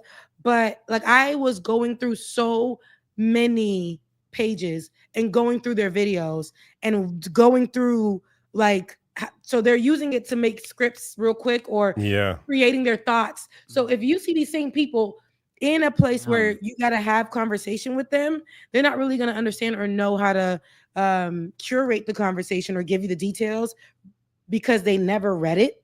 They never wrote the script out. They never they never internalized it. They allowed ChatGPT to pick spaces, places for it. So I was telling Ole that I use it as an experiment and realized it's just not for me. And then I realized that other people were actually using it or are actually using it. Your fave space. I'm telling you, pay attention to commercials. You will hear where they're like, it's not just toothpaste, it's this and that. It's not just political commentary; it's the rational national. Thank you. Just like that. I got my new slogan. Just like that. We're not just a podcast; we're a family. You're gonna hear that on everything. Everything. This is so like dystopian, and it sucks because like AI has become so ubiquitous that like even if you have something that's not AI, people are prone to think that it's AI. Like Matt shared a video with us through our Leftist Mafia chat, or no, it was Lance. He's like, "Is this AI?" I'm like, "Yeah, this looks like AI." It turns out it wasn't AI. On my little Luigi song that I uploaded to my second channel, somebody's like, "This is AI trash." I'm like, "Hey, fuck you! I mixed those individually. I put in the Luigi sound bites from Mario Kart, the fucking side-scrolling one. Like, I put those in manually. It's not AI. What? People are gonna now think everything's AI when it's not. An actual work went into it. Yeah, it's just like it's ruining everything.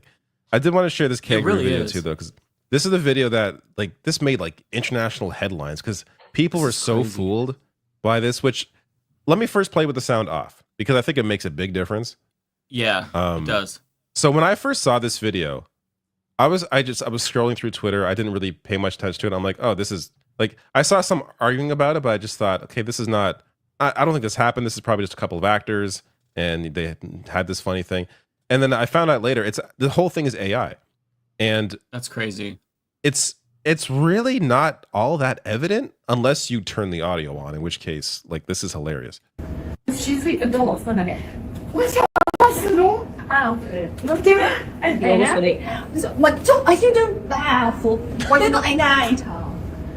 Like it's like a caricature of like what you think an Australian sounds like, and just like Right. like it's just it's a bunch of gibberish. I listened to this last night. I'm like, what the fuck? And I'm like, I can't understand what these ladies are saying. It just sounds like they're making Australian noises. What the fuck is this? I didn't even think that it was AI. I'm just like, what the fuck is going on? And I like clicked out, didn't think much more about that. Yeah, somebody says Simish in the chat. That's It sounds like Australian Simish. That's a good way to Sim. put it. Yeah, Simlish. Simish. Yeah. Yeah, 100%. Crazy. Have you seen this, Rebecca? This video? Very compelling. Okay, What's so this one? This is making headlines because people were falling for this, and for good reason. I'll play the audio off first because it's hard to tell this is all AI.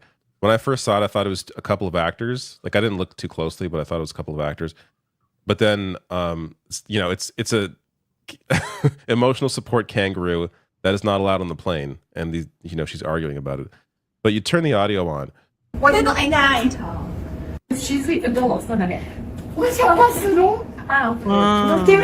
there's nothing being said. And her hand disappears just a little bit. Yeah. At the beginning, you see her hand moving. It's kind of weird. Like it. Yeah. Yeah, there's some weird stuff. Oh, okay. That's Good what I catch. always look for first when I'm watching these things and I want to see if it's AI. Yep. The hands, because they used to make it where you had 3 fingers. Remember, like It was whatever. so Now they weird, give it yeah. all 5 fingers. They've improved it. Yeah. Once you see Yeah. where it goes into somewhere, it looks like they can't hold something. They can't Yeah. really clap for real or something. Yeah. So yeah, that's when I look first because they don't even put that it's AI. There used to be the AI tags and stuff that can't even pick up what is and what isn't because I've seen so many Yeah. things that didn't get AI tags. So while we're spread of misinformation, there's so many ways, but people are using and abusing it. David, I know you said you were covering it. I saw people covering how each time we use a prompt on ChatGPT, like so much electricity, water is used just for one prompt. And there's a number that is insane that comes with it. But the waste of water and electricity and energy is massive. So it's actually hurting us in the environment as well. So For no reason too. Like I don't understand the value of this. It's just like as cool as it might be just from a technological standpoint, there's nothing good that's going to come of this. It is going to replace people in numerous industries. It's going to be culpable in the rise of the worst misinformation we have ever seen. Potentially people will be framed for crimes they didn't commit.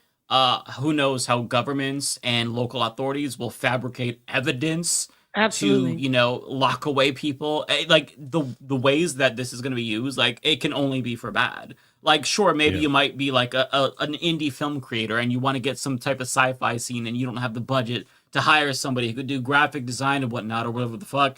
But like this is going to be used in such evil ways. Like it is going to destroy society. And it's just the implications are horrible. Like I feel like generative AI should just straight up be banned until there's more regulations, because there's no regulations right now. No. So people can just do whatever they want. There's Yeah. no really penalty. You could create a fake ass video of somebody committing a crime, make everybody go on this wild goose chase trying to find this fake person that doesn't exist. Like there's so much bad that can come of They it. can And take so your picture on. Now I understand why. Like if I get it. They can take our pictures, our babies' pictures, our children's photos, just from it being online. Take it, and then now it's just in a random AI space where they're using it to create AI baby faces or whatever. And I'm like, this is crazy. We're watching people do dance moves with other people, and it's funny until it's not, right? Until you randomly wake up and you are AI'd or something like that. Also, and, like it's already being used for like pornographic reasons, like taking women's faces, like celebrities in particular, and putting that on porn. It's all negative. It has to be banned until there's actual regulations, and anything that's AI has like a very, very like specific and obvious tag on it. I don't think it should be used at all. I think it should just be banned, like period. But at least until there's fucking regulations, because the you talked energy about it cost taking alone. away. You talked about it taking away jobs. I just read or didn't read the article, but I seen it going around where Amazon is going to start training AI to do. I forgot the specific work it was going to do, but to start training AI. Oh, here's this. Amazon was going to start using AI to do news, to train it to now do their whatever news company that they work with. They were going to start doing that for the newsroom. Like write articles? Yeah, all right, articles. What people are doing right now. Yeah, they're not like doing the work. scripts Me and and stuff. Ole were talking about this.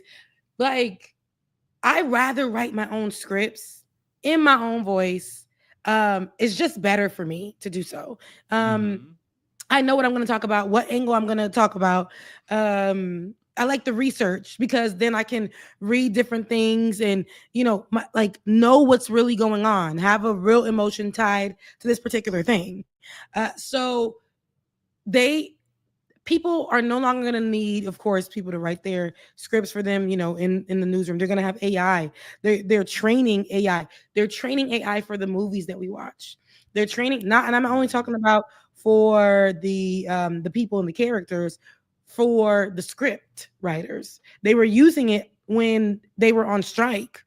They were using AI. So they were already practicing then. So now we're going to get our news. How many times I would say, give me a summary of this news story, right? Again, me testing out what ChatGPT could do. Baby, the way I had to check it and be like, excuse me, that didn't happen. This is what happened. You know what it was respond? Oh, wow, great catch. That's what it's giving. It gives the best of its ability, but it's not going to be correct. And I have witnessed it not being correct more often than not. So it may sound like the information that it gives you is right, but if you don't go do your research, if you don't know what you're talking about, let that thing lead you astray. Go ahead. Well, the thing is, a lot of people aren't going to care. Like, there's already so much bullshitting and lying online that, like, for some people, what's another piece of misinformation? Like, yes. If they're already using Conservatives ChatGPT to write their scripts, they probably don't care too much about like the actual information they're giving out. It's just like it's more just a vehicle for them to post a new video, like write a new article, as opposed to actually evil caring. Conservatives are as it is. Like they're gonna create videos of immigrants attacking like an innocent white lady, like a huge mob of immigrants. Like they're gonna conjure up the most racist shit, the most transphobic shit, and they will like blatantly lie because they're already doing that. So if they had AI, it'd just help them even more. Like I am horrified at what's to come because of AI. It is terrifying. And it's coming so quick. And it was like maybe right before 2020, maybe in 2019, I was watching so many things that were telling me that this was going to happen. I didn't think it was facial recognition first, but then they started doing it where if the camera sees you, it's going to be this person's face and it's going to stick, not like a mask, but it's going to be like melted on as if it is your face when the camera picks it up. Yeah. And I'm like, oh, that can't happen. Then no, baby, it wasn't even a year later. And people were getting caught up with that same scenario with AI. And I'm like, damn. Yeah, I've seen videos where like, actually today I scrolled through Instagram and there was like a video that popped up where it was a guy put like a woman's face on him and it shows like his real face below and the fake face up top. And it's like, like I could tell because I could see the difference, but most people would not be able to catch that this is not a real person. Yeah, and Facebook won't catch it. Oh, yeah. They're not gonna catch it. That stuff is excelling on Facebook. Draw as you're saying something earlier, on Mike, MS like there's Paint, going to they be, wouldn't catch it. as you were saying earlier, like there's going to be real videos that people are going to think is fake when they're real videos. Like that's the inverse reaction to this is that it's going to be hard for people to understand that real news is happening if some people just think it's not real. Yeah, like it just there's so many issues come out of this that I don't know how we stop this without some proper protections and regulation in place. And the issue there is that a lot of these tech companies, of course, are heavily involved in politics. Absolutely. And are the reason why all this stuff exists. Even what's that thing? Grok? Who? Grok. Yeah. Twitter. So people are trying to, they're using that, but it's just all of, to me, the AI has been and will continue to be weaponized. They're saying that this is going to be better for people, but it's taking away jobs, as you mentioned, Mike. It's taking away jobs. It's taking away our ability, as you stated, David, to communicate with one another. I don't like people for real. However, if I'm talking to my man, I want it to be a natural conversation. I understand that people used to Google at the time. My boyfriend says this and to get an idea, but you still got to go talk to your man. Now you're allowing ChatGPT to tell you verbatim. You're putting in the scenario as it is. You're putting all your man's business in there, your business in there, your parents' business in there, just so you can be able to reply to them. You aren't giving yourself the space enough, the credit enough to have your own mind to reply to something, or to ask questions so that you can get a better response or to understand better in your situation or with your family or with your friends. Also, you're losing your creativity. 100%. I hated how that made me feel. I'm like, this ain't me. This ain't real. This is not my words. This is not how I talk. I can't do this because this takes away from my creative process. I like to write. I like to research. Yes, it takes a lot more time, but I like to do it. I like to write in my own tone. That's my signature. But when you go in and ChatGPT will swear it knows you if you are some small public figure or on a bigger level. And I don't know how it does it. It picks up whatever language it thinks that however you speak, and it started making me talk like a hood girl.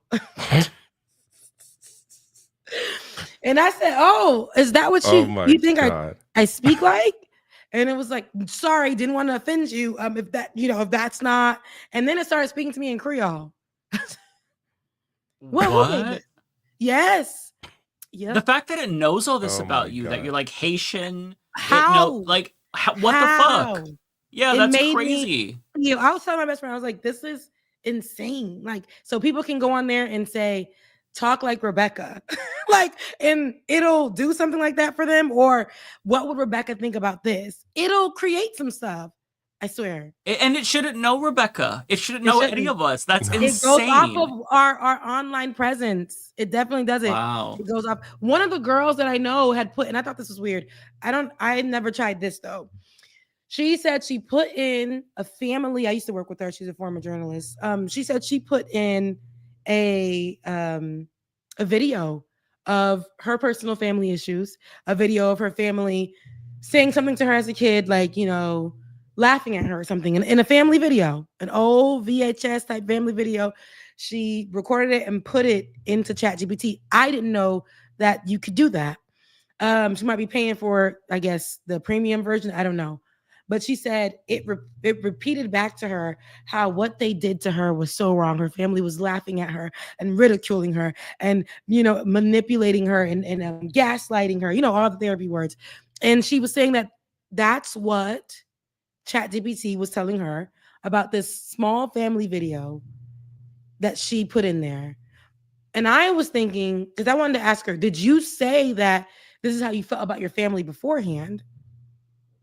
I don't know if she said that. I didn't want to get into her business, even though her business was on the internet and in ChatGPT. But ChatGPT was saying your family gaslit you. Like they were, look how they were ripping you apart as a 5-year-old. Look at how was it registering the video? How did it do that? How did it see? Well, just the fact that people are asking it for fucking advice is weird as shit to me because, I get that people really want conclusive, decisive answers, but some things are just very, nuanced and there's gray area. There's, like you were saying, Rebecca, you Google, answers to questions about your partners. There's a whole subreddit called, Am I the Asshole? Where people are like, hey, in this situation, I did this, and I'm not sure if I'm the one who was bad or not. And you'll get, usually... the most popular response, but there'll be some disagreements from time to time. But if you just go to fucking ChatGPT and be like, hey, am I an asshole for doing this? And then it gives you the answer you don't want. You could just reword it to get the answer that you do want, so you feel validated. It's very weird. I feel like it's gonna destroy the essence of humanity. I'm such a before and this is gonna date me. Growing up, it felt like tech was always getting better, and I was so excited about what was around the corner. Now I am scared shitless because anything that's coming down the pipeline is getting worse. Even something as simple as video game consoles. They're taking away the ability to get physical media. So many of the new Nintendo Switch 2, a lot of the games are not even on the cartridges. They're just it's a key card. So then 20 years down the line, you have to download the game to actually play it. Yeah. So what about when the games are defunct and the servers are shut down? Can I still download that game that I paid $60 or $80? Yes. They're $80 now. So everything's just getting worse. There was a point where it got super consumer friendly and efficient and advanced, and now it's just downhill where it's getting worse as it gets more advanced. It's getting worse for us, and a big reason for that is capitalism, because these companies have to find a way to keep growing. So one way to keep growing is to make shit basically worse, but you still have to get it. So in the case of these game key cards, you're having a situation where, you may not actually own the game, and we are still charging the exact same amount that we would for the actual physical card and all the money that goes into creating these cartridges and these cards. Yeah. But you are paying the same amount, and this has actually gone on for a couple generations now. But you're paying the same amount for a game you buy online that you would physically, when the cost is clearly a lot less for the digital version of that game. And it's just, and you have shit that breaks. I feel like shit breaks way quicker now than it used to, and cars too. The amount of technology that are in cars that one of these things go haywire and you can't use the car anymore. It's just they're our Hondas on the road that have been on the road for 30 years. Very few electric cars that are the early ones are still operating in any sort of real way. A lot of the tech that are in these cars, you need them to be able to turn the air conditioning on and that kind of shit. I'm so glad I have a Honda where I can just turn a knob and that controls the air and all my stuff. There's a touch screen, but it's mostly just for the radio or for if I'm using CarPlay. But it's everything just seems to be getting and I don't want it. Touch screens in cars. My car has a touchscreen. I fucking hate it. It's when you're trying to turn on fucking something, you're tapping the screen, it doesn't work. Tapping it, god damn it, tap tap tap, and you're trying to change music where you're driving, but you're trying not to crash. And it's the worst. The lack of tactile buttons, that is really a loss, and it's dangerous, especially during driving. It's just everything's so bad. I have where the CarPlay, that's mine too. And I that's the touchscreen and things of that sort. Mm-hmm. But I have a person that I know, a person I'm dating. He has just all touchscreen in his car, and I'm like, can you put your hands on the wheel? I need my life. This is, and then this it just drives the way it does, and the next thing you know, it's driving itself. It's and I don't. you put your hands on that wheel right now. Put him on the 10 and 2 because he takes them off and just says cruise and then says like, the car drives itself. Oh yeah. And I'm like, and then you hear, sir, it's driving on the put your hand on the 10 and 2. Like, I need my life. Okay. Yeah. Like I need my life. a lot of these cars now, these new cars have, it's not like full self-driving, but essentially once you're on the highway, it's supposed to be able to like read the road and know how to change lanes. And I can't imagine. Like I know a lot of them are highly reviewed. They work well. I don't care. My hands are always going to be on the steering wheel. I feel like an old man saying this, but like I'm not adopting this technology. Like this is, I don't hate driving as long as the traffic's not bad. Like I don't mind controlling the car. So why do I want a computer to drive for me? It's just no. It's not for me. They're bringing, okay, so when I had visited, was Albany a few years back, and this was the first time I had experienced the robot bringing you food.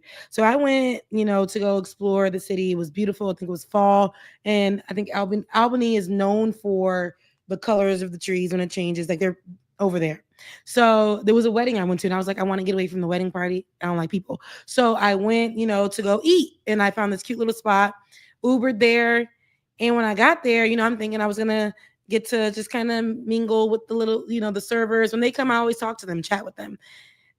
Nobody came. So then I hear like, and I'm like, what the hell is that? Oh, no. So and I look over and then like it opens up like its arms or something and it gives me a menu. So I'm looking, everybody else is looking at me like, get the menu.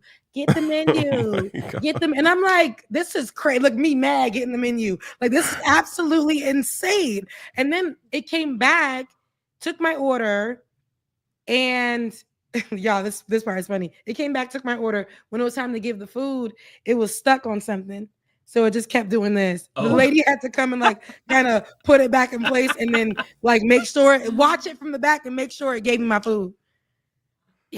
Speaking of things getting worse under capitalism and AI, like this is the perfect example. Replacing robots or replacing humans with robots in situations where you would prefer to have the person and the social. Like we are losing our connection to other people by replacing these jobs with like just these fucking machines. Like it's so depressing. And then they're telling folks, the upside, I'd be the biggest fucking Karen to that robot. I would not tip it. So there's that's true. That takes away the tipping and stuff from the people because I wasn't served by someone. I was served by a robot that I don't want to pay. They think it's a cool experience, but it's not. I'm not a child. I don't want a toy. I don't want this. I just give me somebody. But then also I see that for people who have these work from home jobs now, they like, you know what, you can go home. We don't even need the big box anymore. You can go home. But now I know you were doing like 50 calls or handling 50 accounts or doing this. Can you do 250? No, you're doing 250. You know why? Because AI is doing like 600. So what? Catch up. And people are so overwhelmed. I've been seeing a lot of people post about being overwhelmed with their work from home jobs because what they were working a year ago, what they were handling, they've doubled, tripled that for them with no pay increase. Oh, of course not. No. So changing the title, putting them to do more work, changing the title of their work. So basically a promotion. I experienced that as well. So basically promotion, no pay. You're not getting the pay for the promotion. They just are changing the title, and saying, hey, we're gonna train you. And they don't even train you because you've been doing the extra work this whole time. And they're like, you will now be called level 2 X, Y, and Z, but your paycheck ain't showing that. It ain't showing that. So that's the biggest catch-22 ever. Everybody who's worked in any job ever in like retail service industry, other jobs as well, but like in my experience, I've always gotten those little promotions without the pay. Like, oh, you're gonna be doing you're a night manager now. Like, oh fuck yeah. Is there a raise?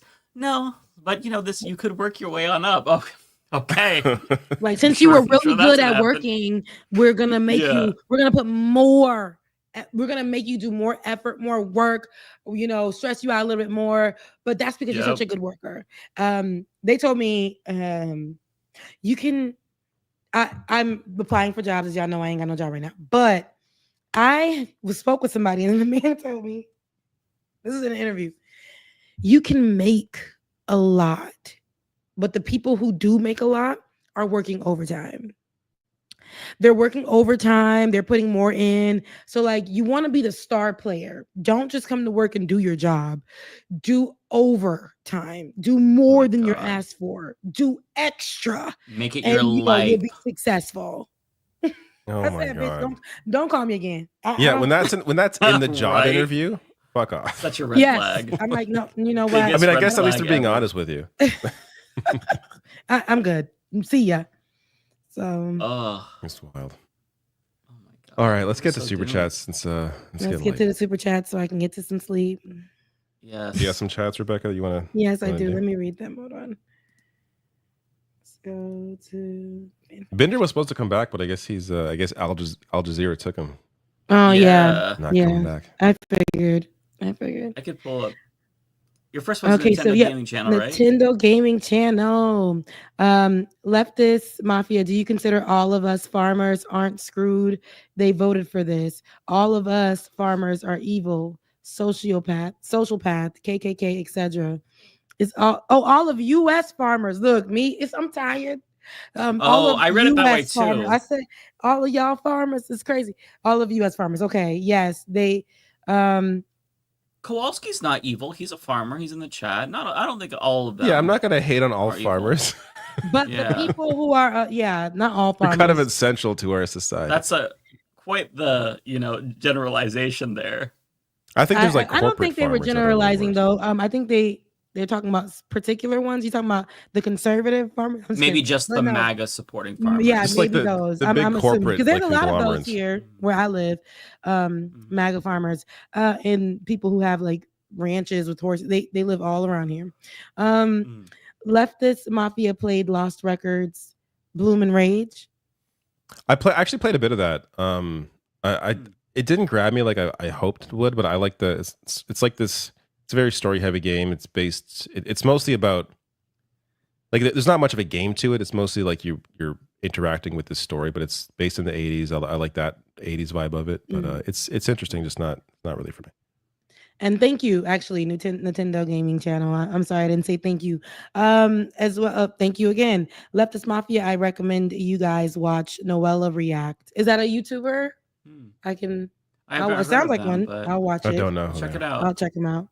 Looney Tunes 9000, thank you so much for your super chat or your super sticker. GWick 358, thank you so much. Welcome back, Rebecca. Good to see you again. 35 is still young, and it is. Thank you. Bay Photo, Taylor Lorenz just did a great video analyzing this time period and why everyone is so jaded and nihilistic. I want to say that's what that word is. It's worth a watch. She was just I saw that video. Yeah, she was actually just on Olay's. I want to say Olay's show. If not coming. Okay. If not, it's coming Olay out. and- But she also was. Okay. I gotta watch that. Yeah, she's coming out I on love Olay and Taylor Chill. Lorenz. Her videos Yeah, are yeah, like- excellent. She introduced me to Taylor Lorenz. I like her. Parker, thank you. Rebecca has been great on Olay and Friends lately. Thank you so much. I always enjoy being on with my bestie. Chris, I appreciate it. The right likes to keep their audience angry and anxious because those produce oxytocin. What's the word, y'all? I think feel like that's oxytocin, right? Okay, I thank think you. you got it. Yeah. Okay, That's thank how I you. would have said it. Struggle bus. Okay, produce oxytocin and become addictive. It's not good for their audience, but it's good for their profits. And this is true. I think that's also what a lot of creators do as well. They'll continue to exhaust or anger their audience so they can come back for more. And it's not good for their audience mentally, but it's good for them to get all the views if they rage bait. Rachel Atwood, thank you so much. Guest suggestion, No Justice MTG. She's brilliant. So that probably is another person on YouTube, I'm assuming. I'll check them out. Okay. Nintendo Gaming Channel, thank you again. I have a question. Do you wish YouTube let you block far-right YouTubers for showing up in search results of anything such as Star Wars, etc.? Yeah. I think you 'cause have why to are you showing up in actively- that? I think you have to like you can tell YouTube to not recommend this channel, though I'm not sure how effective that always is. But YouTube doesn't. The thing is with YouTube, it doesn't. It has a hard time telling who's right wing and who. I mean, you could tell based on usually what the content is, but in terms of the actual algorithm, it has a hard time when it comes to like gaming content or when it comes to movie stuff. Like when it's not strictly political content, it has a tougher time telling who's what. So yeah, that it'd be nice if we didn't see that shit, but how it is. I need to learn these ways. Carrie, I appreciate you. Rebecca, ChatGPT knows you because you are Google famous. And that is true. I am actually Google famous with y'all. You Google me, I'm on there. So that's probably why it knows things about us or, how we speak or what we cover or things of that sort, because we're on Google as public figures. So I was like, okay, Google, Google got me on there as a public figure. I appreciate it. And ChatGPT recognizes all of us as that because I asked it who I was and it told me that I'm on Leftist Mafia with David Doel, with Matt, with Mike, and it told me all what y'all do, y'all pages and everything. Damn. It knows me. I haven't looked into it. So many lists. No, you guys should definitely. It's like Googling yourself. Yeah. At first, I was do you like, have to have an account? But then, no, I don't think you got to make an account or something. I don't think so. Okay. But I've literally never used it a single time, which is crazy. Yeah, That's how much of a boomer I am. I'll check it out so I could ask it about myself. Fish for information about me. And then ask it what you should look like. The people put their pictures in there, all kinds of things. Okay. How does Mike from the Humanist Report talk? Some have criticism about the way he says Democrat. It will have something. It'll probably crack jokes with you. It's so strange. It's so strange. I'm gonna get that into it will find out who you are or know who you are and become like you're tethered. It's crazy. Anywho, that's crazy. Prairie Fire futurists I follow say that AI will not be viable in 8 years beyond just data analysis purposes. Governments will likely limit their use because they consume too many resources, as I was saying, and the IP legal issues. I believe that. Oh, good point. I believe that, like my camera. We have to rely on corporations to sue them to save us. Yeah, we have to rely on other corporations to regulate the industry. Yep. We're all going to become anarcho-capitalists against AI. They've got to save us. Okay. So let me see. There we go. So 2 more. I think the next one is Candace Owens, Marxist body double. Love that you're on all the channels I be on.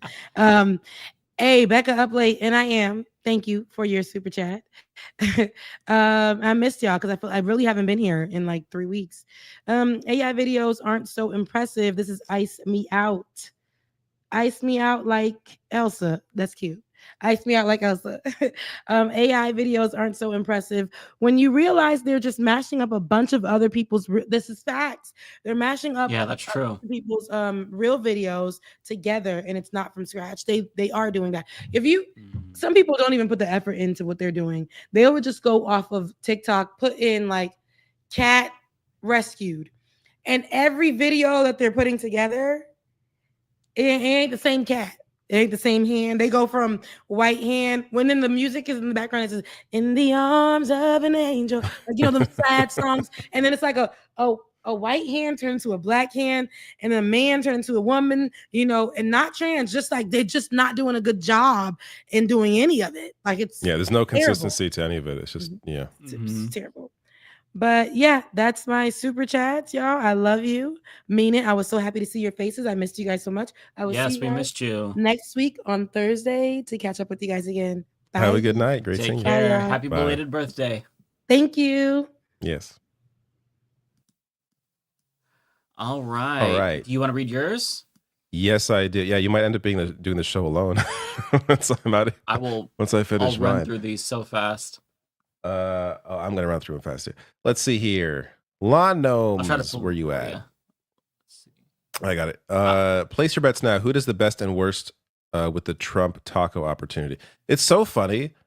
Today was the first. Has this been a discussion this Trump toggle thing. Today was the first day I saw this term. Like it shows you how out of the loop.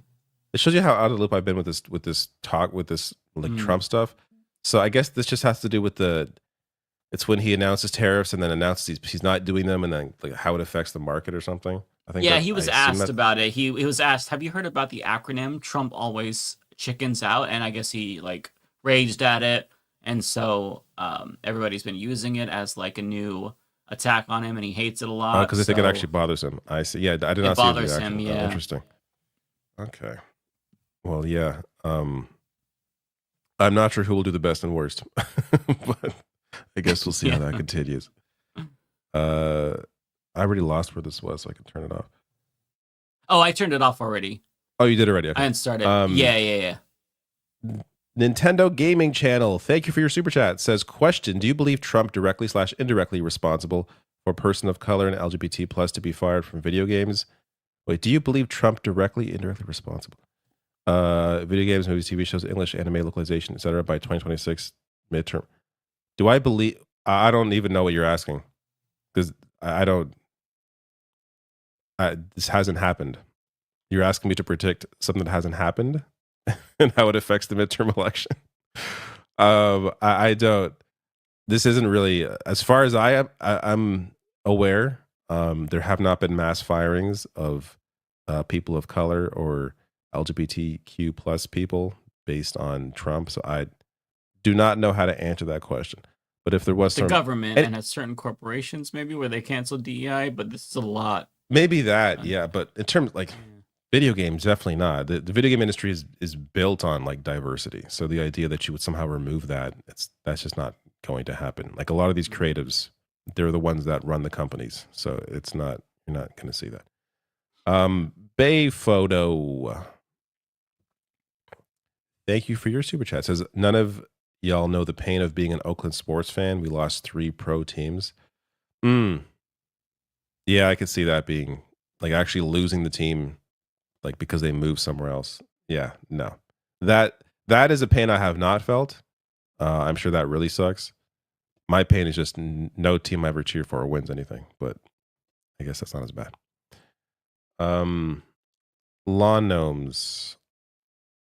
When I find it, I will click it. Leftist Mafia Night Rain team up, make it happen.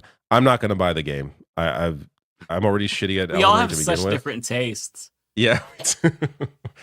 I'm down for like a Helldivers 2 stream or something, but Mike doesn't play shooters.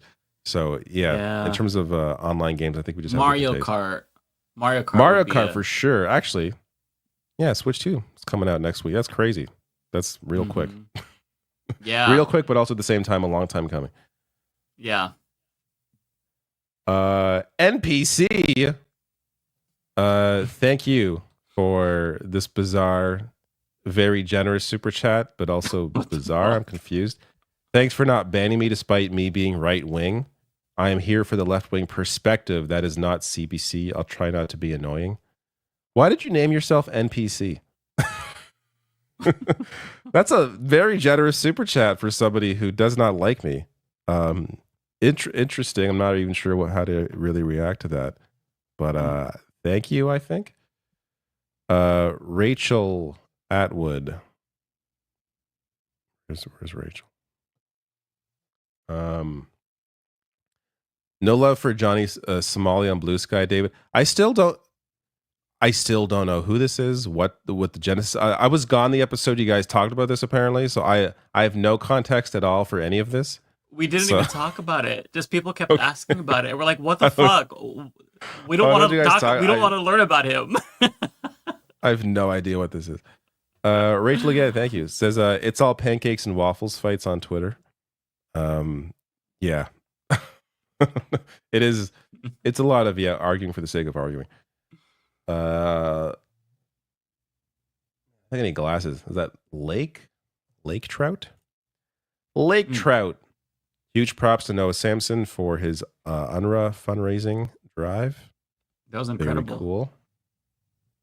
And I got 2 more. Rachel. Back. Look who's back from the depths of Al Jazeera. Sorry, that took a while. There was a whole episode they're doing with me. I thought it was just going to be like a brief interview thing. It's an entire episode. You'd think Al Jazeera would properly inform you of what you're going to be committing yourself to. Yeah, I didn't know. I didn't realize. Just in time for me about to jump off. I got 2 more shots. Oh, that works out. Then that Perfectly. way I'm So Mike doesn't have to be alone. subbing in for you. I'm tagging you out. Yeah, I didn't want to be alone. What did you guys really quick though? What did you guys talk about? Like a brief summary. That way. Showed some AI videos. We talked about AI for a bit. Actually, that was most of our discussion. I think. I missed out on the fun. Yeah. You guys could watch them again if you want, but I'm not sure Mike's down for that. Rachel, thank you for your super chat. Says, when Binder's not here, David gets to be alpha dad. That's right. Yeah, I talked about fatherhood briefly and how it's like the one thing keeping me sane. It's great, isn't it? Times. I love it. I'm shocked by how fun it is. I really enjoy it actually. Yeah, no, I'm actually considering I had no intention of ever having a kid until I decided to have one. I'm definitely surprised by how much joy it brings me. Right. Kowalski, Hey, thank you for your I very loved generous. it so much. I did it 2 more times. Yeah, that's. I'm good with the one. Kowalski says, I feel like a lot of kids leaning on AI to do their work in high school need to get apprentice-style jobs. Maybe directly working / learning with someone could correct some of the damage AI has done. Yeah, that's one thing we didn't touch on as much. Is just there has to be so many people, so many students using ChatGPT to like write essays and stuff, and probably a lot of them getting away with it. Like, there's been reporting about it, like kids not even knowing basic stuff anymore because they're just passing it all off to ChatGPT. I think back in my day, if you cheated, you were found out because you could just search the sentence online, and there's your plagiarism. I think like to this day, but even back, that's not like a new thing for me. Like even when I was in school, I was like, plagiarism's like the most fucked up thing you could do in this context. Like what a horrible, immoral thing plagiarizing. And now people are just completely fine with not just like like they're not even actively plagiarizing. Like they're not even doing the bare minimum research to find something to plagiarize. They've automated the plagiarism. Yeah. It's so bad. You know what they're gonna have to do is schools are gonna have to go back to pencil paper, like writing and tests. That's what we did. So if people would take like a political science test, it was not multiple choice. They'd get to pick between 4 different, prompts. They pick 3 out of 4, and they have to write that shit out because then you cannot hide behind some Google plagiarized bullshit. You can't do that for everything, but like that's gonna have to become more common to avoid this, unfortunately. I don't get how people are so comfortable just doing it. Like, not talking about like moral wise. I'm talking about like ChatGPT and all these AI chatbots and platforms. They get basic things wrong all the time. They just make shit up. Rebecca was talking about that, where she was like doing research, like writing scripts to see what it would do, and was getting like basic stuff wrong. And like, apparently a lot of people that she has like looked into, they clearly all use AI because they're all saying similar phrases and stuff. How do you hand something in like that as your own work? Like, do you have no pride in your work and like what you do? Like to them, it's like it's an obstacle to like what they want to achieve or get through. Like if it's school, they just want to get to the end of it. They don't enjoy school. Or if it's a lot of people just want to make videos and not do the least amount of work as possible, which I understand, I guess, if you don't care about anything at all. you just need a paycheck. But it is I feel like stuff like art, like not this podcast specifically, but like this kind of content is going to become even more valuable because we're actual people with real opinions, and we speak off the cuff and we're not scripted. Like people will know that we are not AI based in terms of any of the content we put out, just based on how we present our stuff. So I think that's going to become more essential. Original reporting and analysis is not going to be replaced at all. Like that's why I'm like so like up in arms about this idea of like media outlets replacing journalists with AI. Because listen, AI if you spend some time and you get really lucky and you have all the prompts perfectly right and you double check to make sure the facts are right, then can AI put out something that looks like a human being wrote it? Sure. But it cannot do original reporting. It cannot do original analysis. In fact, it's not calling anybody up. Right. In fact, like it cannot, because the whole idea is that it's everything it outputs is based on the data that was input to it. So original reporting has never existed before. So AI could never accomplish it because there's no data to train off of to complete that original, completely never before existed reporting. So like it just can't do it. So like absolutely, David, what you said is accurate. Yeah. The AI won't be able to replace us. Archangel, thank you for your super chat. Says, David, what do you and Mike think of game companies upping the game costs? Nintendo starting the $80 game trend for Switch 2 games is ridiculous. Any way to reverse this? They're just going to have to not be successful. Like it's funny. Like when it comes to Nintendo, I'm less critical of it simply because they tend not to microtransaction their games to like, up the wazoo the way other, like if this was like Ubisoft selling an $80 game, I'm like, fuck no. Like the way they have microtransactions and all that shit, like that is more of an obvious cash grab.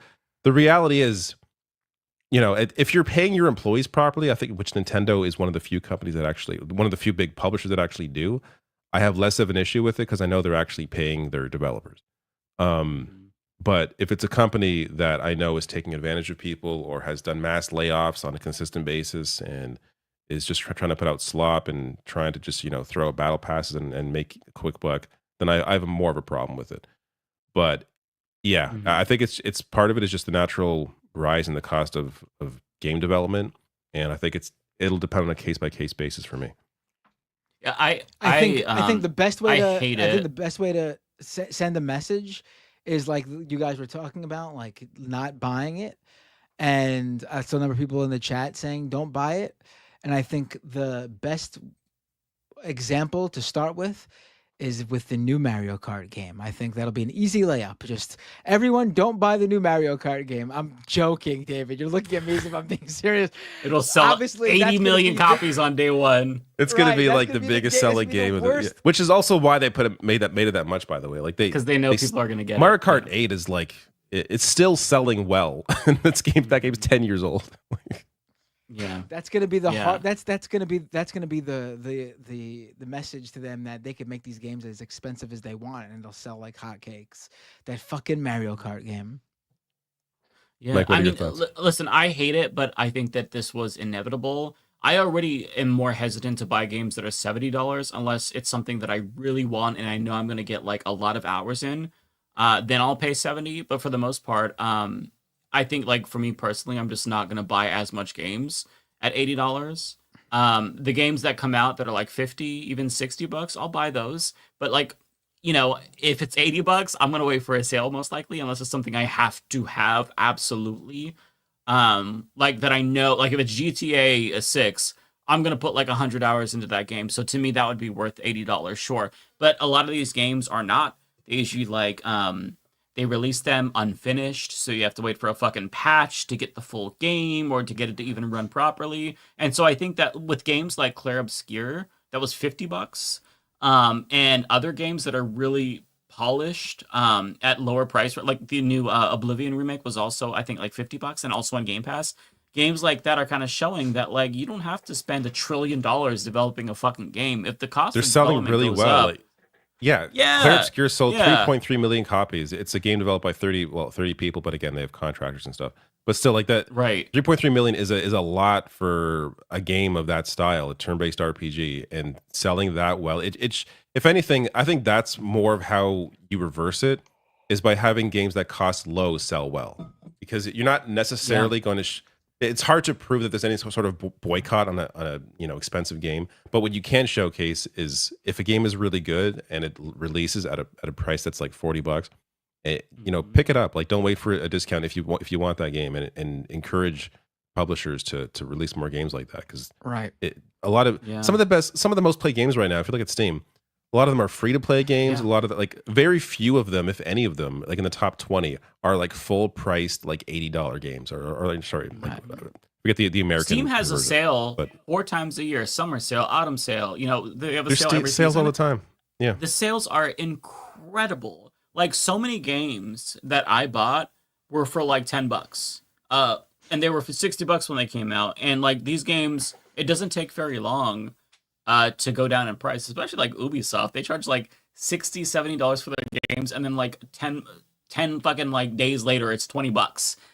So just like wait, don't buy games right away. That'd be my way to avoid it, because unless it's something that I know I'm getting my money's worth and it's going to be finished and have no microtransactions, I am not going to spend $80 on that game.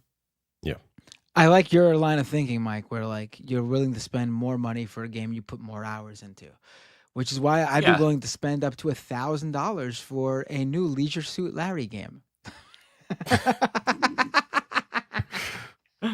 I think your example is more like you rather buy Fortnite or put money into Fortnite. Oh, I put more money into that free game than I should. But I mean, it's free. You get your money's worth. That actually, you know, that makes sense. Yeah, I actually, tried Fortnite, by the way. Oh, have you? I did. You have tried played Fortnite or you haven't? I just tried it. I played two rounds, and I'm like, not for me.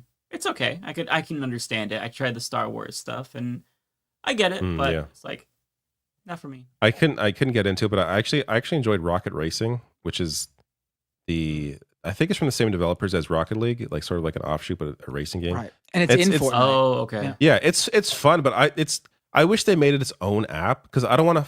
Why do I have to download 100 gigs just to play Rocket Racing, which is probably like 10 of those gigs? Like, I don't need to. It's just so annoying. Well, I Call love of Duty playing also Battle does this Royale, shit too. so- They have this like wrapper over all their games. Just I want to download the hate specific that. game I want to play. Yeah, I don't need an experience or a whole fucking Netflix No. catalog of games. Just like give me one. Jacqueline Leach, thank you for your super chat. Says, can the Oilers outlast a bad ref? Well, I had the game on in the corner because I was curious what was happening. They have won the game and they are on to the finals. So it's going to be a repeat of last year's finals. Oilers and Florida, they both got through the third round in 5 games. So I hope the Oilers win this time. Florida won last time, and I don't think Florida needs more Stanley Cups personally. I don't think Florida needs anything, honestly. No, let alone Stanley Cups. Florida, a team from Florida, meaning Tampa Bay or the Florida Panthers, have made the Stanley Cup final every year since COVID. There hasn't been a non-Florida team in the final since 2019. Well, and at least part of the reason, I'm not saying this is, at least part of the reason is because it's a tax-free state. So they're able to get players basically cheaper than other teams are able. There has to be a way the league can deal with this. It's fucking bullshit. the amount of talent that Florida teams have been able to attract because they're low tax. And also, don't forget ridiculous. the weather down there is very helpful to hockey players. They come out of the womb ready to play hockey on the icy, cold floors of Florida. All those lakes freezing over and children learning to skate over the frozen bodies of gators. It is insane that Florida has the same amount of hockey teams as Ontario.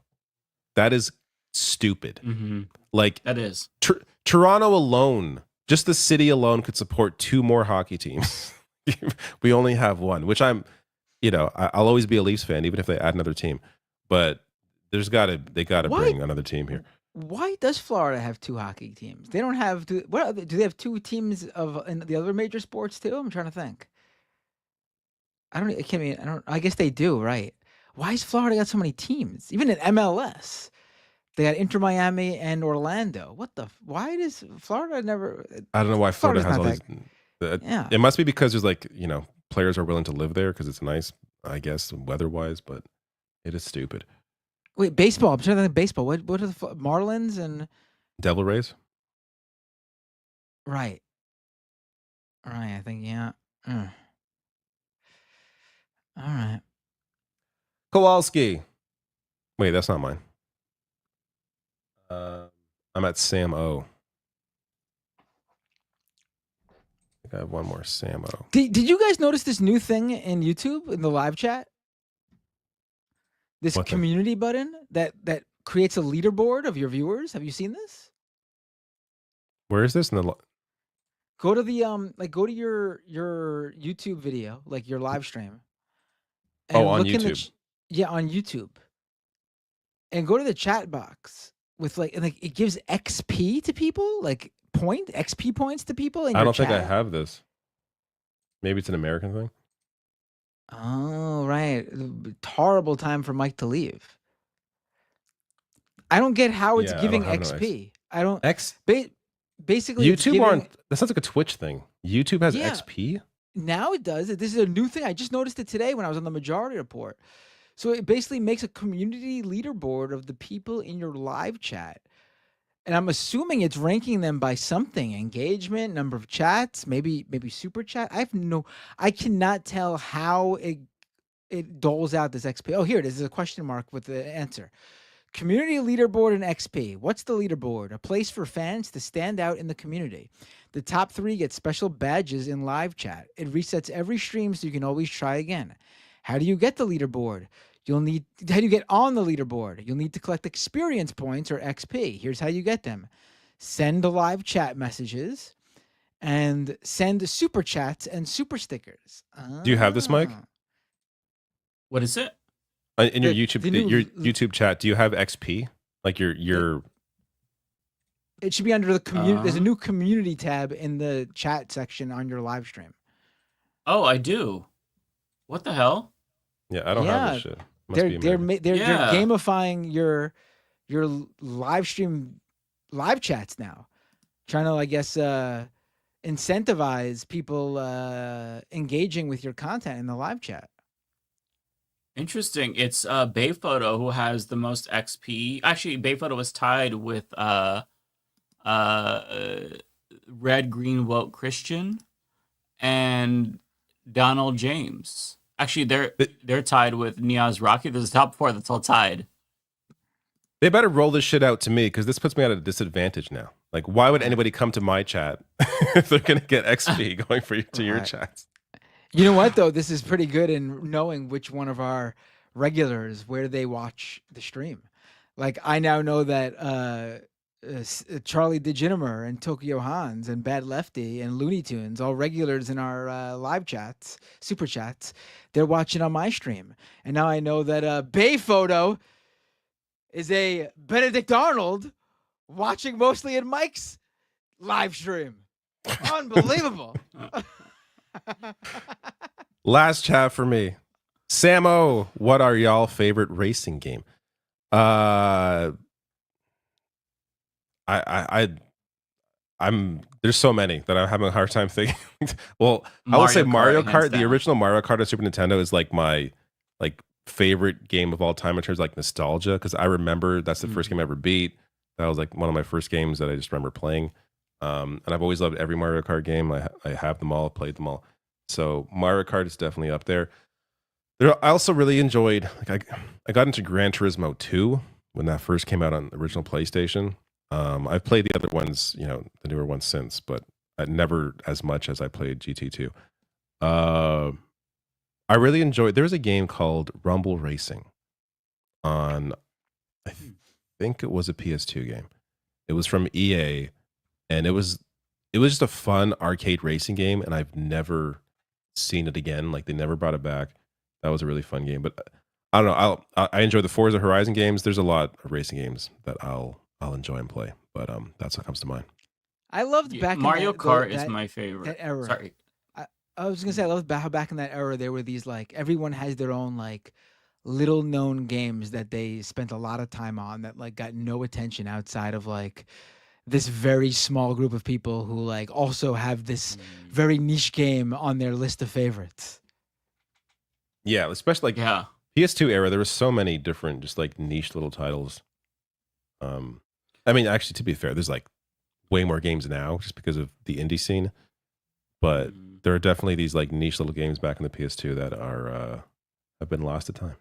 What were we gonna say, Mike? I will say my overall favorite. I don't have a particular one, but Mario Kart, the nostalgia and all of them are fun. Double Dash is fun. Mario Kart 8 is fun. But that's my most favorite. In terms of Sims, I think that the game Sega Racing GT on the original Xbox, I played like so much of that. I really enjoyed that one. I also played a lot during the PS2 era. Midnight Club, Need for Speed Oh, yeah. Underground, and Underground 2. Those were really, really good racing games. I played the fuck out of those games. I also played a lot of the Need for Speed. I think it was Most Wanted when the Xbox 360 first came out. That one I like got all of the achievements. Really, really enjoyed that. Started to fall off after that. But also Wave Race, both on GameCube and N64. Really, really good racers. Oh yeah, those are all. But Mario Kart overall, that's the GOAT. Kowalski said that I missed his last chat, and indeed I did. I thought it wasn't for me, but I guess it was. If an AI chatbot is doing all of this thinking for the youth, then whoever controls the AI controls all. It's literally replacing how they think. 1984 would look liberating compared to that prison. Yeah, you got to wonder who these people are, like kids now that are just relying on AI chatbots for everything. Who are they going to be in like 10 years? Like, because Rebecca was saying earlier, Bender, when you weren't here, that kids now are basically going to ChatGPT to see how to respond to like their partner. Like their partner will text them, or their mom will text them, and then they'll race to like ChatGPT to ask how I should respond to this. And it's just at that point, like you're no longer human. Fucking much. Like, yeah, you've lost your humanity. Letting robots think for us. I don't like that. I really don't like that at all. Yeah, I don't know where that's all going to go. All right. People can't think for themselves anymore, which is actually going to be really scary. Like, no, but we're already kind of seeing a little bit of that. But yeah, very true. All right, I gotta get off. At Grok, is this true? Is this true, At Grok? Every tweet, under every tweet, Grok, is this true? And reply to it in a caveman voice. That's one I saw today. And it's just, oh my God. Oh, well, Grok does sound to me like you're talking to like a caveman. Like, Grok, is this true? Did you fire? Did it come from? It's like, that sounds like you're talking to a caveman. Grok. It's ridiculous. Terrible. All right. I'm getting off. All right. Take care, David. Good night, everybody. See Peace. you Peace. next time. Goodbye. It's been a pleasure. You've been really blessing us with your presence. I know, more like than 3 weeks in a ever. row. It's crazy. I can't believe it. I'm in shock. All right. Did you want to go, or do you want me to go first? You can go. Okay. So first and foremost, thank you so much to Tyler for being a member for 28 months. That is incredible. Decipher says, got you beat, Tyler. 28 months. Love it. ABS says, hey, Mike, did you see Stephen Miller's wife left him for Elon Musk? I saw that she left the White House to work for Elon Musk. I did not see that she actually left him to be in a relationship with Elon Musk. So I think that it's less salacious than whatever you heard. But I don't know if there's anything there. I think maybe she just is making more money for Elon Musk. I'm not entirely sure. It would be hilarious if she did leave him for Elon Musk. Kai says, today marks 600 days of genocide. Get involved and make it stop. International Solidarity Movement also needs people on the ground in West Bank if you can. Thank you so much for sharing that, Kai. Yeah, 600 days. That is mind-blowing. Absolutely mind-blowing. Babe Photo says, willing to bet whoever left that note on Chris Saliza's car didn't do it because he drives a Tesla. They did it because they know he's Chris Saliza. Probably, right? Rachel says, have you been following the whole debacle on Blue Sky with Molly Shaw trying to fundraise for Gaza through people's personal bank accounts? So fishy. No, I haven't heard of this. What? I haven't been on Blue Who's Sky. Molly Shaw? Yeah, I don't know who Molly Shaw is, and I haven't been on Blue Sky enough to know about the drama going down there. But I don't understand what you mean though. Trying to fundraise for Gaza through people's personal what? I don't understand what that even means. Yeah, I'm not sure how she would do that.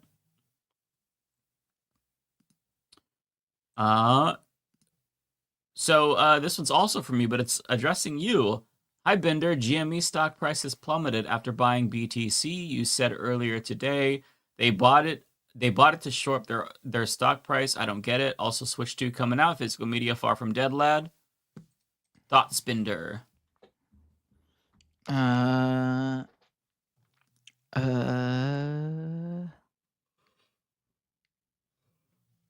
no, I didn't say it was to shore up their stock price. Maybe I misspoke. I said it was to shore up their like financials. Like they're not making money selling video games anymore, so they're hoping that just investing in Bitcoin and selling off Bitcoin as they but you know, also I guess Why would they buy Bitcoin? That like what? GameStop is insane as a company. Now I remember. I misremembered. I did say that. I was thinking about it now because I brought up Michael Saylor's MicroStrategies. Right. Okay. So what I was getting at there, I confused myself. It's late. What I was saying there was you are correct. late. What I was saying there though was MicroStrategies basically completely shifted gear from being a software company to just being a publicly traded Bitcoin investment company. All they do now is buy Bitcoin and hold. And I'm saying GameStop must be looking to deploy that strategy. Now, the fact that their stock price went down today doesn't mean that it's not going to be, doesn't mean anything. Stock prices do all sorts of things for all sorts of reasons. Obviously, I would assume that the reaction was from GameStop basically giving up on its video game business is why the stocks fell today. And that's because people who invested in GameStop under that business model probably sold off. It doesn't mean though that like people, especially crypto people, aren't going to be like, "Oh, GameStop's new thing is buying Bitcoin. I'm in," and they'll gain those investors down the line. But GameStop is every GameStop around me closed. That's when I knew it was over, because GameStop around me, they weren't making a lot of money selling video games anymore for years. But there was a ton of GameStops around, not a ton, like 3 or 4 GameStops around me, and they were all around for many, many, many years with digital media out there, and they basically transformed into like geek and nerd culture, like gear stuff, like selling like figures and collectibles and things like that. And I would see people buy that shit up at a GameStop. That was a big thing for them. Seems like now they don't even have that because they're all closing up around me, and seems like they're not even like doing that that pivot anymore. It's just straight up they're just throwing shit at a wall and see what sticks. And Bitcoin is the latest shit to throw at the wall. Crazy. Mike, thank you, Carrie. Mike, I'm building a platform that can pay 10C per stream. Mike, can I DM you on Blue Sky? It has major socioeconomic implications for artists, creators, and fans. Yeah, feel free to reach out and DM me. Sure. Tall Girl says, Mike, really appreciate your channel. Well, thank you. I'm so glad to hear that. Do you think Elon's really leaving? Is it PR for his Doge lawsuit? How will he keep meddling? Fellow Oregonian. Very cool. I think that there's this saying, no one ever really leaves, right? I don't know what that's from, but I don't know. I hope that it's true that he's leaving. What? That was horrible. There's this saying that nobody ever really leaves. I don't know where that's from, the context, who we're talking about, what they're leaving. I have no idea, but that's a saying, right? No, it's like a meme from like the mid 2000s that I remember as a teenager, and it just like popped into my head. So I don't know. Okay. I don't remember where I heard that from, or where I saw it, or who said it. But like, I don't know if that's a huge saying. Maybe it's not based on what you said. But like, I don't know. I think that, I hope that he's leaving, obviously, but I genuinely don't know. The odds are he could be back. He has a lot of money. So, maybe when he wants to throw his weight around again after he gets bored with his companies, maybe if he is pushed out of Tesla, he'll come back to government. I'm not really sure. I hope so, right? I would love to see Trump and him get into a dispute publicly. That would kind of solidify him being gone. We'll see. I'm skeptical, right? Because these people are huge liars. Oh, the saying is nerd. Okay. It's from Nerd. Is that what we're saying? Nerl. Okay, so I'm not making this up. So people are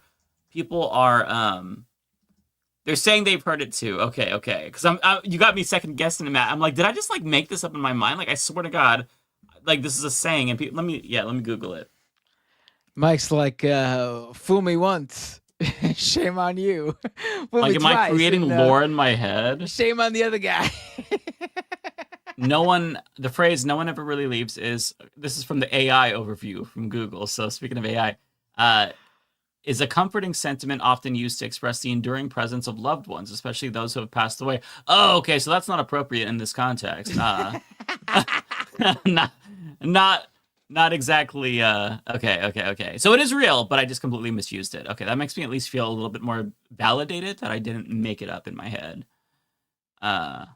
No one ever really There's dies. a saying There's that okay. no one ever really comes, and that's actually just a reference to my erectile dysfunction.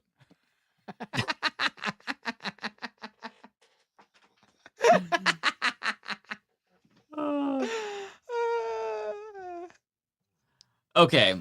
Pandora says, just want to say how much I look forward to Mike's videos every morning. That's really cool. That makes me feel so good. Thank you. Would love to see him on the Vanguard to talk trash with Silly and Billy. You know, I've been on the Vanguard a couple of times, but stay tuned because I might be doing something with the Vanguard here coming up. Oh, we're doing something with the Vanguard? I didn't even know. I will be. I can't say what it will. is yet. Yeah, I don't want to spoil the surprise. Oh. Maybe. Not my project, so I can't say. Okay. Humphrey, thank you for the 10. Very generous. It says please you doing watch a project with them? What? You doing a project with them? A stream. Wow. A stream project. Yeah. Small thing. You made it seem like you nothing guys were like getting together and like gonna make a documentary or something. No, nothing like that. No, We Were Door collaboration. Fans. Coming to Netflix soon. We Were Door Fans. That could be good. When the door closed. When the door. Starting a hip hop group, says John Lithium. Hey, you know what? You never know. It might not be a stream. Maybe we're creating a video game or a documentary. Who knows? You never know. Please watch The Ethics of Vigilante Counterterrorism by Philosophy. It is the absolute best analysis of Luigi Mangioni's alleged actions, and the creator is a former ethics professor. Okay, The Ethics of Vigilante Counterterrorism. I'll remember that because that sounds. Let me see. Let me just actually find Philosophy so I don't forget this because that actually sounds something that's like right up my alley. Philosophy, and to hear from a professor, that'd be great. Oh, the dude straight up has he's dressed up as Luigi. Okay, let me subscribe to them. Okay. Next is, let's see, Gorgonzola Matrix says, playing Armored Core 6 as I listen to this. I've been into that and Monster Hunter Wilds lately. I strongly recommend both. Very, very cool. Yeah, you know what? I have, as much as a FromSoft fan, I have not played Armored Core yet. I also haven't played Monster Hunter. Maybe at some point. I'm not really a big Monster Hunter guy. I played a little bit of Monster Hunter Rise. Didn't really get into it. Put like 10 hours into it. But Armored Core would be something that I might try just because, you know, I am a FromSoft simp. Thanks for the recommendations. Let's see here. M85 says Far Cry series is fun as hell. FPS open world. You know, Far Cry, it's an Ubisoft game, and those get kind of like tired for me pretty quickly, but I do appreciate that they put co-op in it. So yeah, I do enjoy Far Cry games for sure. Lizzie says, since we're talking about games, thoughts on Yakuza in Hawaii. Also, are we going to talk about how Peterson got played by college atheists? So I've not played the Yakuza games though, but the latest series, the Like a Dragon and the Hawaii ones, look insane. Maybe at some point I'll check those out. In terms of Peterson, those clips, I didn't see the whole thing. Those clips were insane. He got his cheeks clapped, and that was fucking hilarious. Good on those atheists for destroying him. He is completely just like, the dude is so, he's such a has-been at this point, I feel like. Those clips were amazing. They were. It's crazy. If I were those young guys, those young kids, those whippersnappers, I would have felt so fucking like awesome. Just having I that bet they did. Live on forever. Like having those clips on my resume. Like you live for those moments. And like when I've done like debates with conservatives, you usually like get a good moment, a few good moments or something. But those moments that they got at Jordan Peterson were like legendary. was like elder abuse almost. It like could be career ending. It should be career ending with how embarrassing it was for him. Like, what a slime ball. They were just excellent. They should all be proud of themselves. Okay, Octavio says, you guys reminded me of my gaming trajectory. At 47, I'm down from FPS and RPGs to playing solo tabletop games and loving the slowdown. Interesting, solo tabletop. Okay. Hey, whatever floats your boat. That's cool. Let's see here. Tokyo Hans, thank you so much, Tokyo, says, it is nice living in Japan and not hearing any US news. That's why I watch Leftist Mafia and get a week's worth of stress dumped on me for fun, you know? That's funny. Yeah, oh, God, to not hear about US news, I would imagine. Just, that's amazing. That's the life. Yeah, that's the life. Brian, thank you so much for the very generous $20 super chat. Mike, Portland DSA will be marching in Pride with 200 members, including DSA city councilors, Sunday, July 21st. I'm inviting you to march with DSA. The theme is Be Gay, Organized, No Trans Erasure. Brian D., co-chair of Portland DSA. That's really, really cool. Hey, thank you for the invite. I have not been to Pride ever, but yeah, I appreciate the invite. Maybe I'll come this year. Probably not though, because I don't like being in large crowds of people. But that's really cool that DSA is going to be there. Shout out to DSA.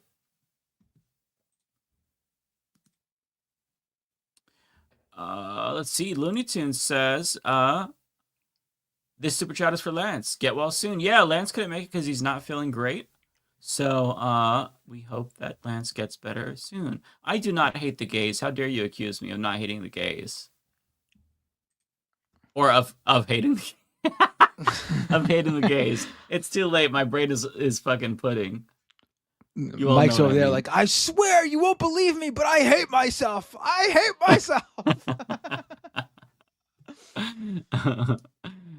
John, again, thank you so much for the 5 gifted memberships. Really, really appreciate you, John. Thank you so much. Let's see here. Bay Photo says you've been hit by musical notes. You've been struck by musical notes and AI criminal. Thank you very much, Bay Photo. Dirty Pirate with a very generous $20. Thank you so much. You guys are so sweet. My boss gave me a $200 gift card for having the actual worst day of work, having to go back to finish the job Saturday, being out of town for my son's grade school graduation today, and missing most of tonight's Leftist Mafia. Cheers. Well, hey, I hope you have a great time. Congrats to your son graduating grade school. Very, very cool. That's awesome that your boss did that, because usually when you have the worst day ever, they just kind of tell you to eat shit. So it sounds like you have a pretty good boss. That's awesome.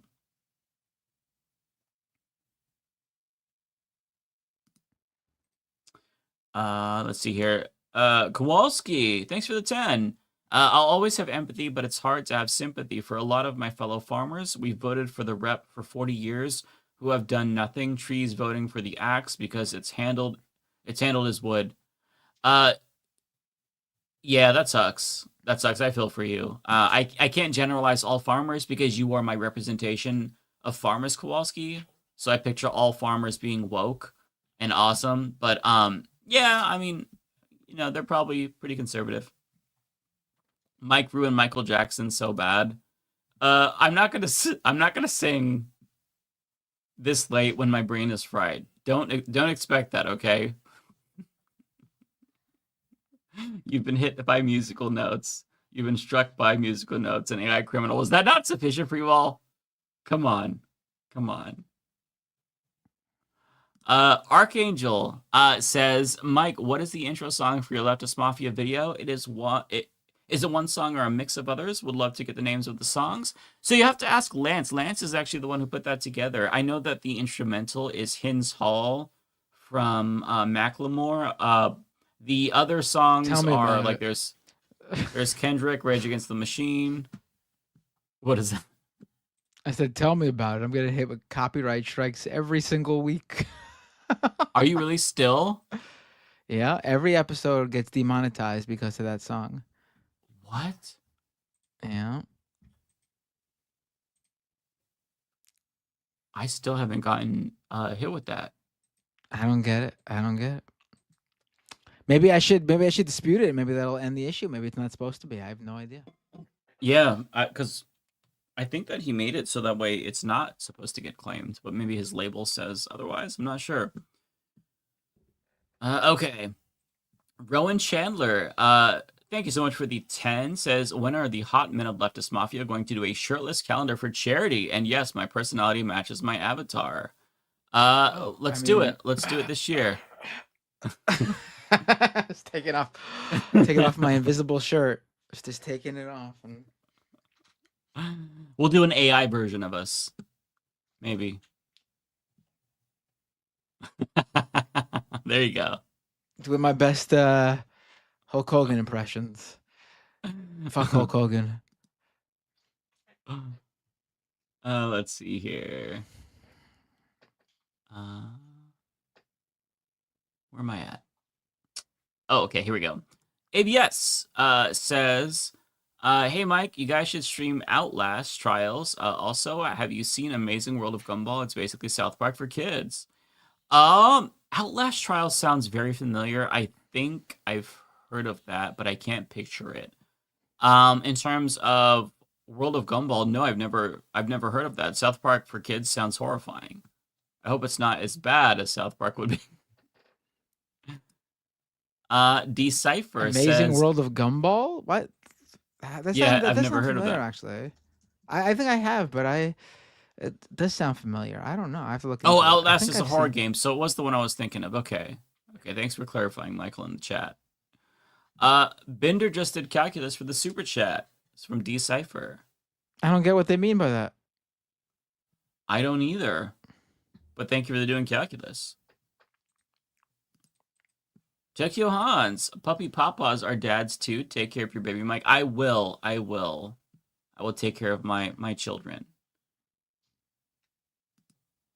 Sam says, thoughts on the Diddy trial. I haven't been following it. I did hear about Kid Cudi and him saying that like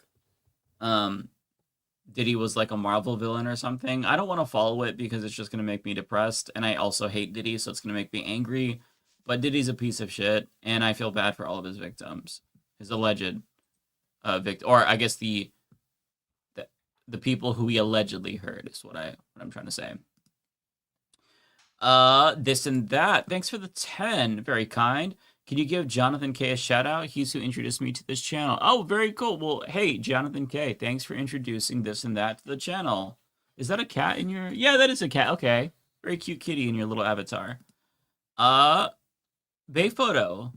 You caught me, Matt. Sent from Mike's channel. Busted.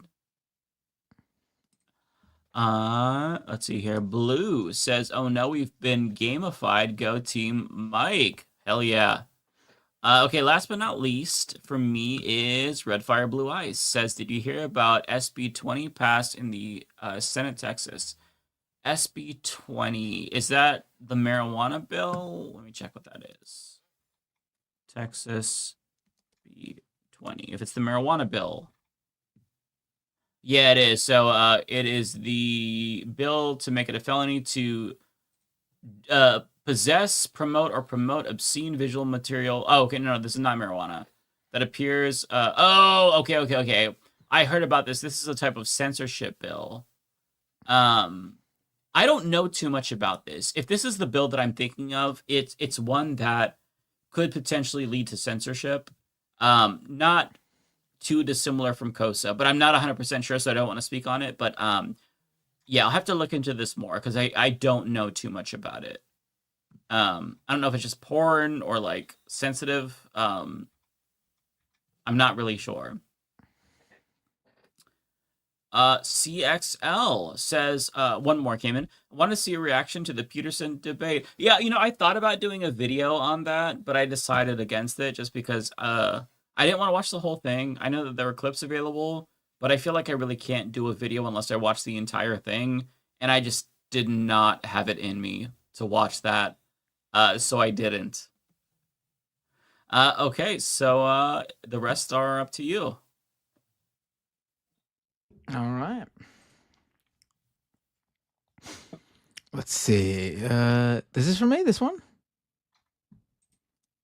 I think this is the first one for you, I want to say.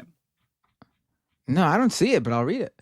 Oh, there we go. Tokyo Hans, just checking if I can buy myself back into the top with this new chat ranking thing. I think it worked. You're close to the top. You're the second biggest person. I don't know how they decide this, but you're there. You're the second in the leaderboard.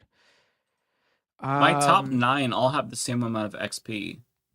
And then Yeah, I don't 10 know. through 14 have the same amount. They obviously need to work out the kinks, I think. Yeah. Tokyo Hans again. It didn't work. YouTube, I'd rather have a way to give direct gift memberships. James Holmes with a membership to super chat, member for 2 months. Hello there. We in the UK have to put up with King Big Ears, Charles. Oh, that old Brit slang. I couldn't figure out what you were talking about if you didn't put Charles in parentheses. Oh, it might. Oh no, that sounded too Australian. Let me stop while I'm ahead. I'm sorry, James, for mangling your language, your native tongue. We in the UK have to put up with King Big Ears, Charles, due to old people, I guess. Why does Canada put up with our royals? It's weird. Yeah, I don't get it. I don't get why. Yeah, they shouldn't. My dad. I read this before about the Al Jazeera thing. Chris with a super chat. Luigi saved lives. UHC shareholders admitted in lawsuit against UHC for not pursuing the murderous anti-patient tactics as harshly after Pew Pew. Really? I have to look into that. Real Orkov with a super chat. Will you be able to play the song I made tonight? Oh, with me having that Al Jazeera thing, I will do it next week, I promise. I know you're waiting 2 weeks now. It's going to be 3 weeks, but I will play it next episode, I promise, okay? Watch, next Thursday, just as about to do the show, my baby is born, and we don't play the song because of that. And as my child is being born, my first thought will be, oh no, I'm so sorry, Riddle Orc. I don't remember. What is it a song for? I can't remember. I don't know. They made a Leftist Mafia song, like one we could use for the show. Oh, right, right. I don't know if it would replace the intro, but like maybe like an alternative or like a break song. I don't know. If listen to it, maybe it would replace the main one. I don't know. Yeah.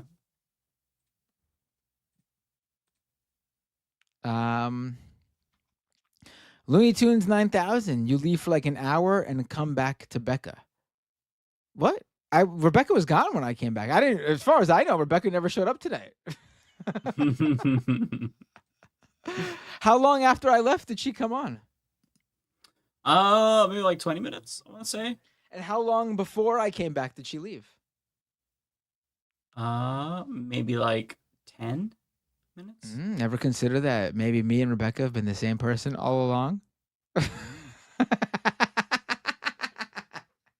Yeah, have you ever seen me and Rebecca at the same place at the same time?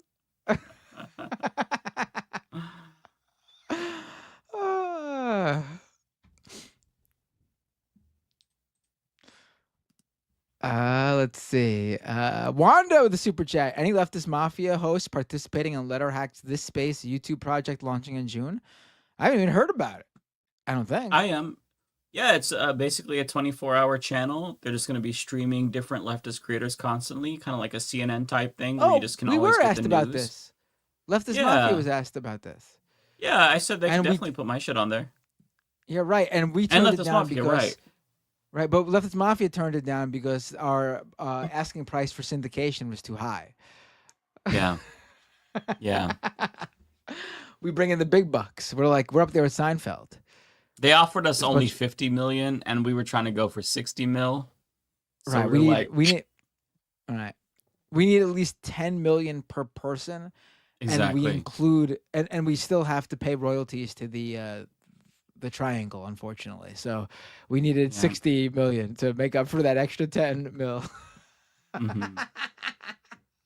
Exactly.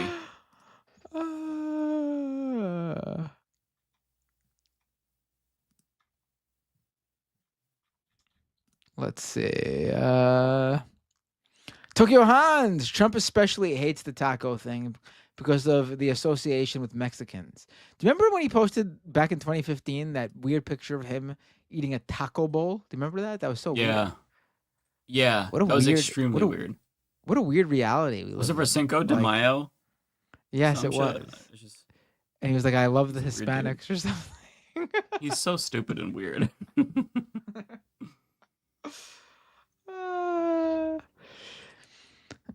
Lizzie Bennett with a super chat. How convenient. Binder returns during super chats. Anyway, thoughts on the NYC comptroller debate on Pix 11?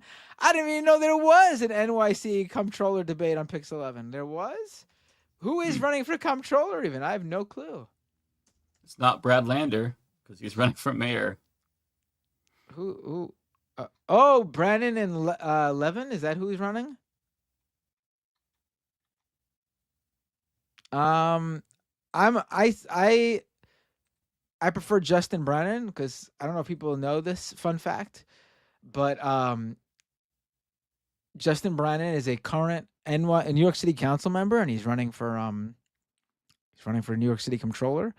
But interesting story about him is that he once played in two well-known New York City hardcore bands, Indecision and Most Precious Blood.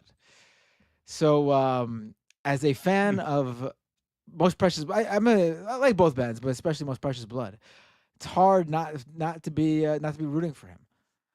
Although I gotta say, he's not as progressive as you would think, as leftist, I should say, as you'd think from a guy who is in a hardcore band.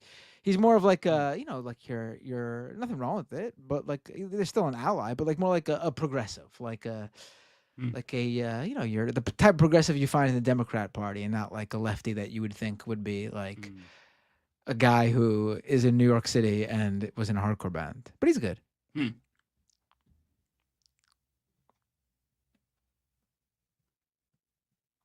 Okay. Oh, this was not a super chat, but LWNC Gamer says, does the Leftist Mafia endorse Zoran Mamdani for NYC mayor? Absolutely, 100%. Vote Mamdani. And if for some reason you're not sold on him, we have ranked choice voting. Please put him on there as one of your choices, because he will be one of the final people. I think that's crystal clear. So wherever you and put do him, not in your rank ranked choice Andrew voting, Cuomo for the love of God. yes, don't rank Andrew Cuomo. Put Zoran Mamdani number one if you can. If you like someone else, please put Mamdani second or third, or just put him somewhere. Because I guarantee you, the way the election will pan out is that anyone you put before him is going to be eliminated at some point, and your vote will eventually go to him. Because Mamdani will be one of the last two standing, without a doubt. So please just put him on there. Even if he's not your first choice. He's my first choice. If you're a Brad Lander guy, if you're Adrian, I'm having a mental block. It's too late. Anyone who's running, please put Mamdani somewhere on your list. We must deny Andrew Cuomo. We must deny Eric Adams in the general. Please, Mamdani, not Cuomo, not Adams. And I hope AOC endorses him. Like, that would give him like huge I don't boost. know what they're waiting. I don't know why she hasn't yet. Like, I do think York. the endorsement somewhat close to election day will have more staying power, because the news cycle moves too fast. People move on from things. But I would say a few weeks before, please do not wait till days before. It's going to be too late. The message needs time to spread. People may be very online, but not everyone is. And we need a few weeks for the word to get around that AOC has endorsed Mamdani. And if she did like a rally with him, that would be incredible. I'll be honest with you. While it would be nice for Bernie to endorse Mamdani, I really don't think Bernie would move the needle on this one. AOC, being that she is a congresswoman from New York City, I think her endorsement would actually have some real meaning and could potentially change the race. Honestly. Yeah. It might convince some people who are skeptical of Mamdani and thinking for someone else. I don't think it's going to change any Cuomo minds, but if they're skeptical of Mamdani and they're voting for someone else, it might convince them to at least put him on their ranked choice voting list, and that will make all the difference. This one is for And you as also, I well. gotta say, the polling from Mamdani is very interesting. Very interesting. Do you know who he's polling strongest with? Who is the most favorable from Mamdani? White men. Really? White men in New York City are the only group going for Mamdani. That's who the Democrats need to win back. Makes sense. I know that's a great point. That should be an argument. Don't forget when what's his face, Nate Silver acted like Eric Adams winning in New York City all those years ago should be the eye-opening moment for Democrats to see Eric Adams is the future of the party. Remember he said that? That's insanity. Yeah. Here you have Zohran Mamdani polling strongest with white men. The That's group, crazy. The demographic that Democrats struggle the most with. He should be the fucking put on the pedestal of Democrats should be looking to him for their future. Mm-hmm. Mamdani, when you break down the polls completely, Mamdani is polling best with white people and best with men. He's actually losing to Cuomo with women, if you can believe it. What? And he's also losing. Yes, and he's also losing to Cuomo with pretty much every racial demographic group. Black voters, Hispanic voters, Asian voters are split 50-50 between the two of them. But that's likely Why do people like Cuomo? It's What the the name fuck? recognition. It's the name recognition. Oh my God. The polling I saw didn't break down the age demographic.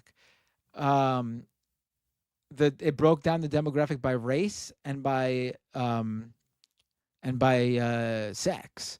Men go Mamdani, women go Cuomo. The white demographic goes Mamdani, everyone else goes Cuomo. So by default, his most positive demographic is white men. God damn. Serial sexual harasser getting support from women. Democrats, are we doing okay? The fuck? I honestly think part of it is his we all know white women can be very racist, right? I think his background is an issue, and there has been like a long-standing sort of thing about difficulties with specifically like Asian men with certain demographics specifically. Damn. It's bizarre. It's bizarre. Yeah. He needs to break through.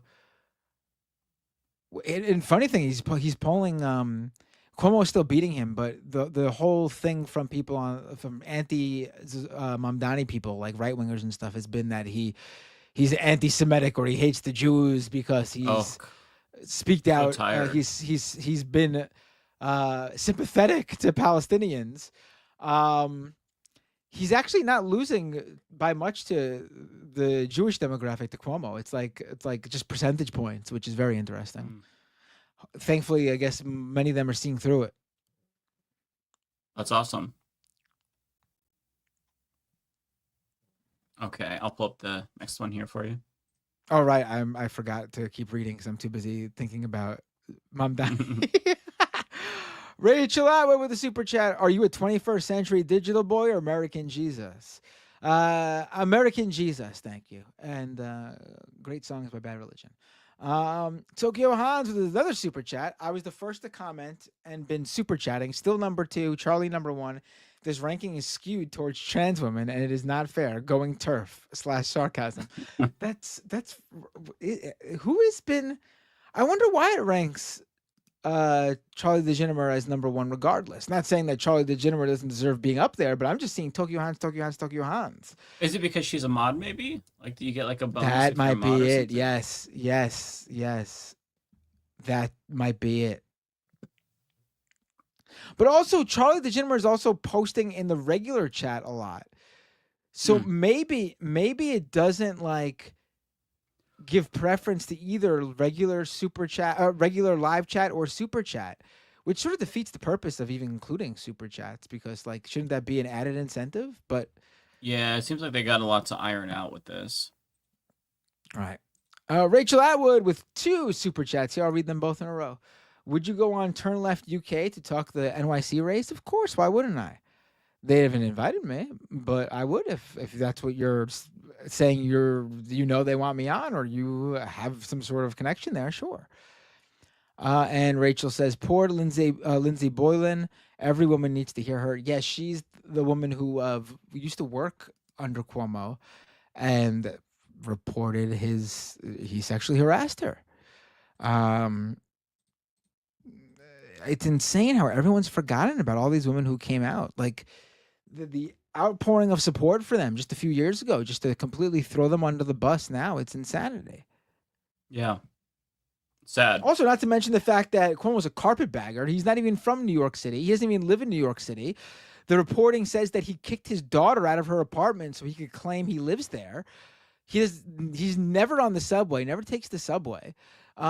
Someone caught video of him the other day driving away from a rally or an event he was at, and he made a right turn on a red light in Manhattan, which no one in Manhattan does because everyone who lives in New York City knows that you can't turn right on a red light in New York City. That's not a law in New York City, but it is a law in the New York State suburbs, like in Long Island or upstate.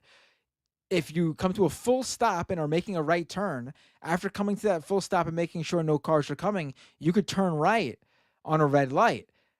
You cannot do that anytime in New York City unless there's a sign that says you can. And those are very rare in New York City. So, I mean, Cuomo is clearly not spending much time in New York City if he is, by instinct, turning right on a red light in New York City. Mm-hmm.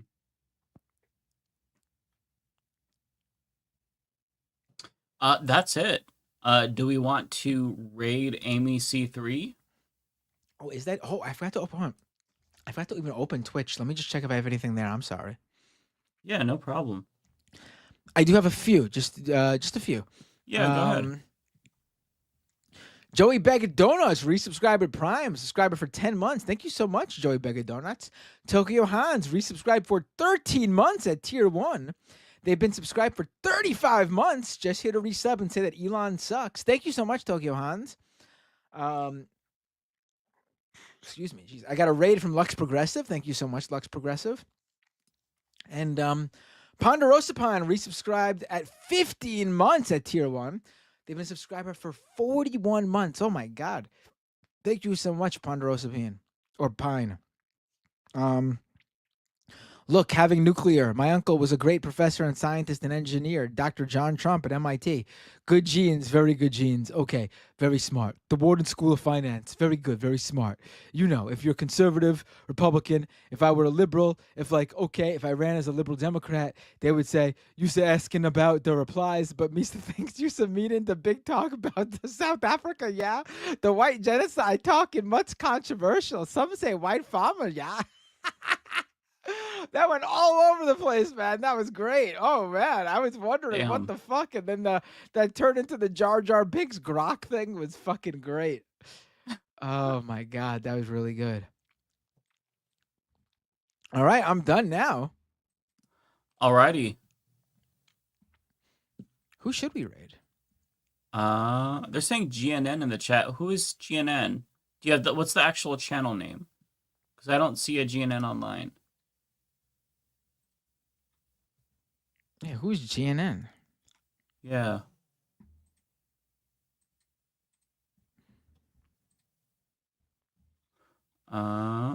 Galactic News Network. Let me search. Okay. Is that spelled out or is it like... I don't see them. I'm typing out. Yeah, I don't Galactic see News them Network, either. and I'm not. I didn't see GNN. Let me just search GNN. They might not be on. Yeah, I don't You want to see raid? them.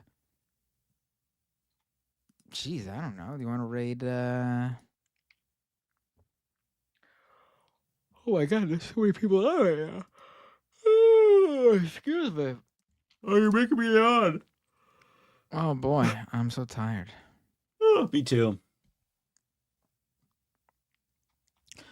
Want to raid Riverboat Jack, I guess, or actual Sure. Jake, or who? Riverboat Jack? Let's do Riverboat Jack. Sure. We haven't done All her in right, a while. Yep. I'm pressing that start raid button.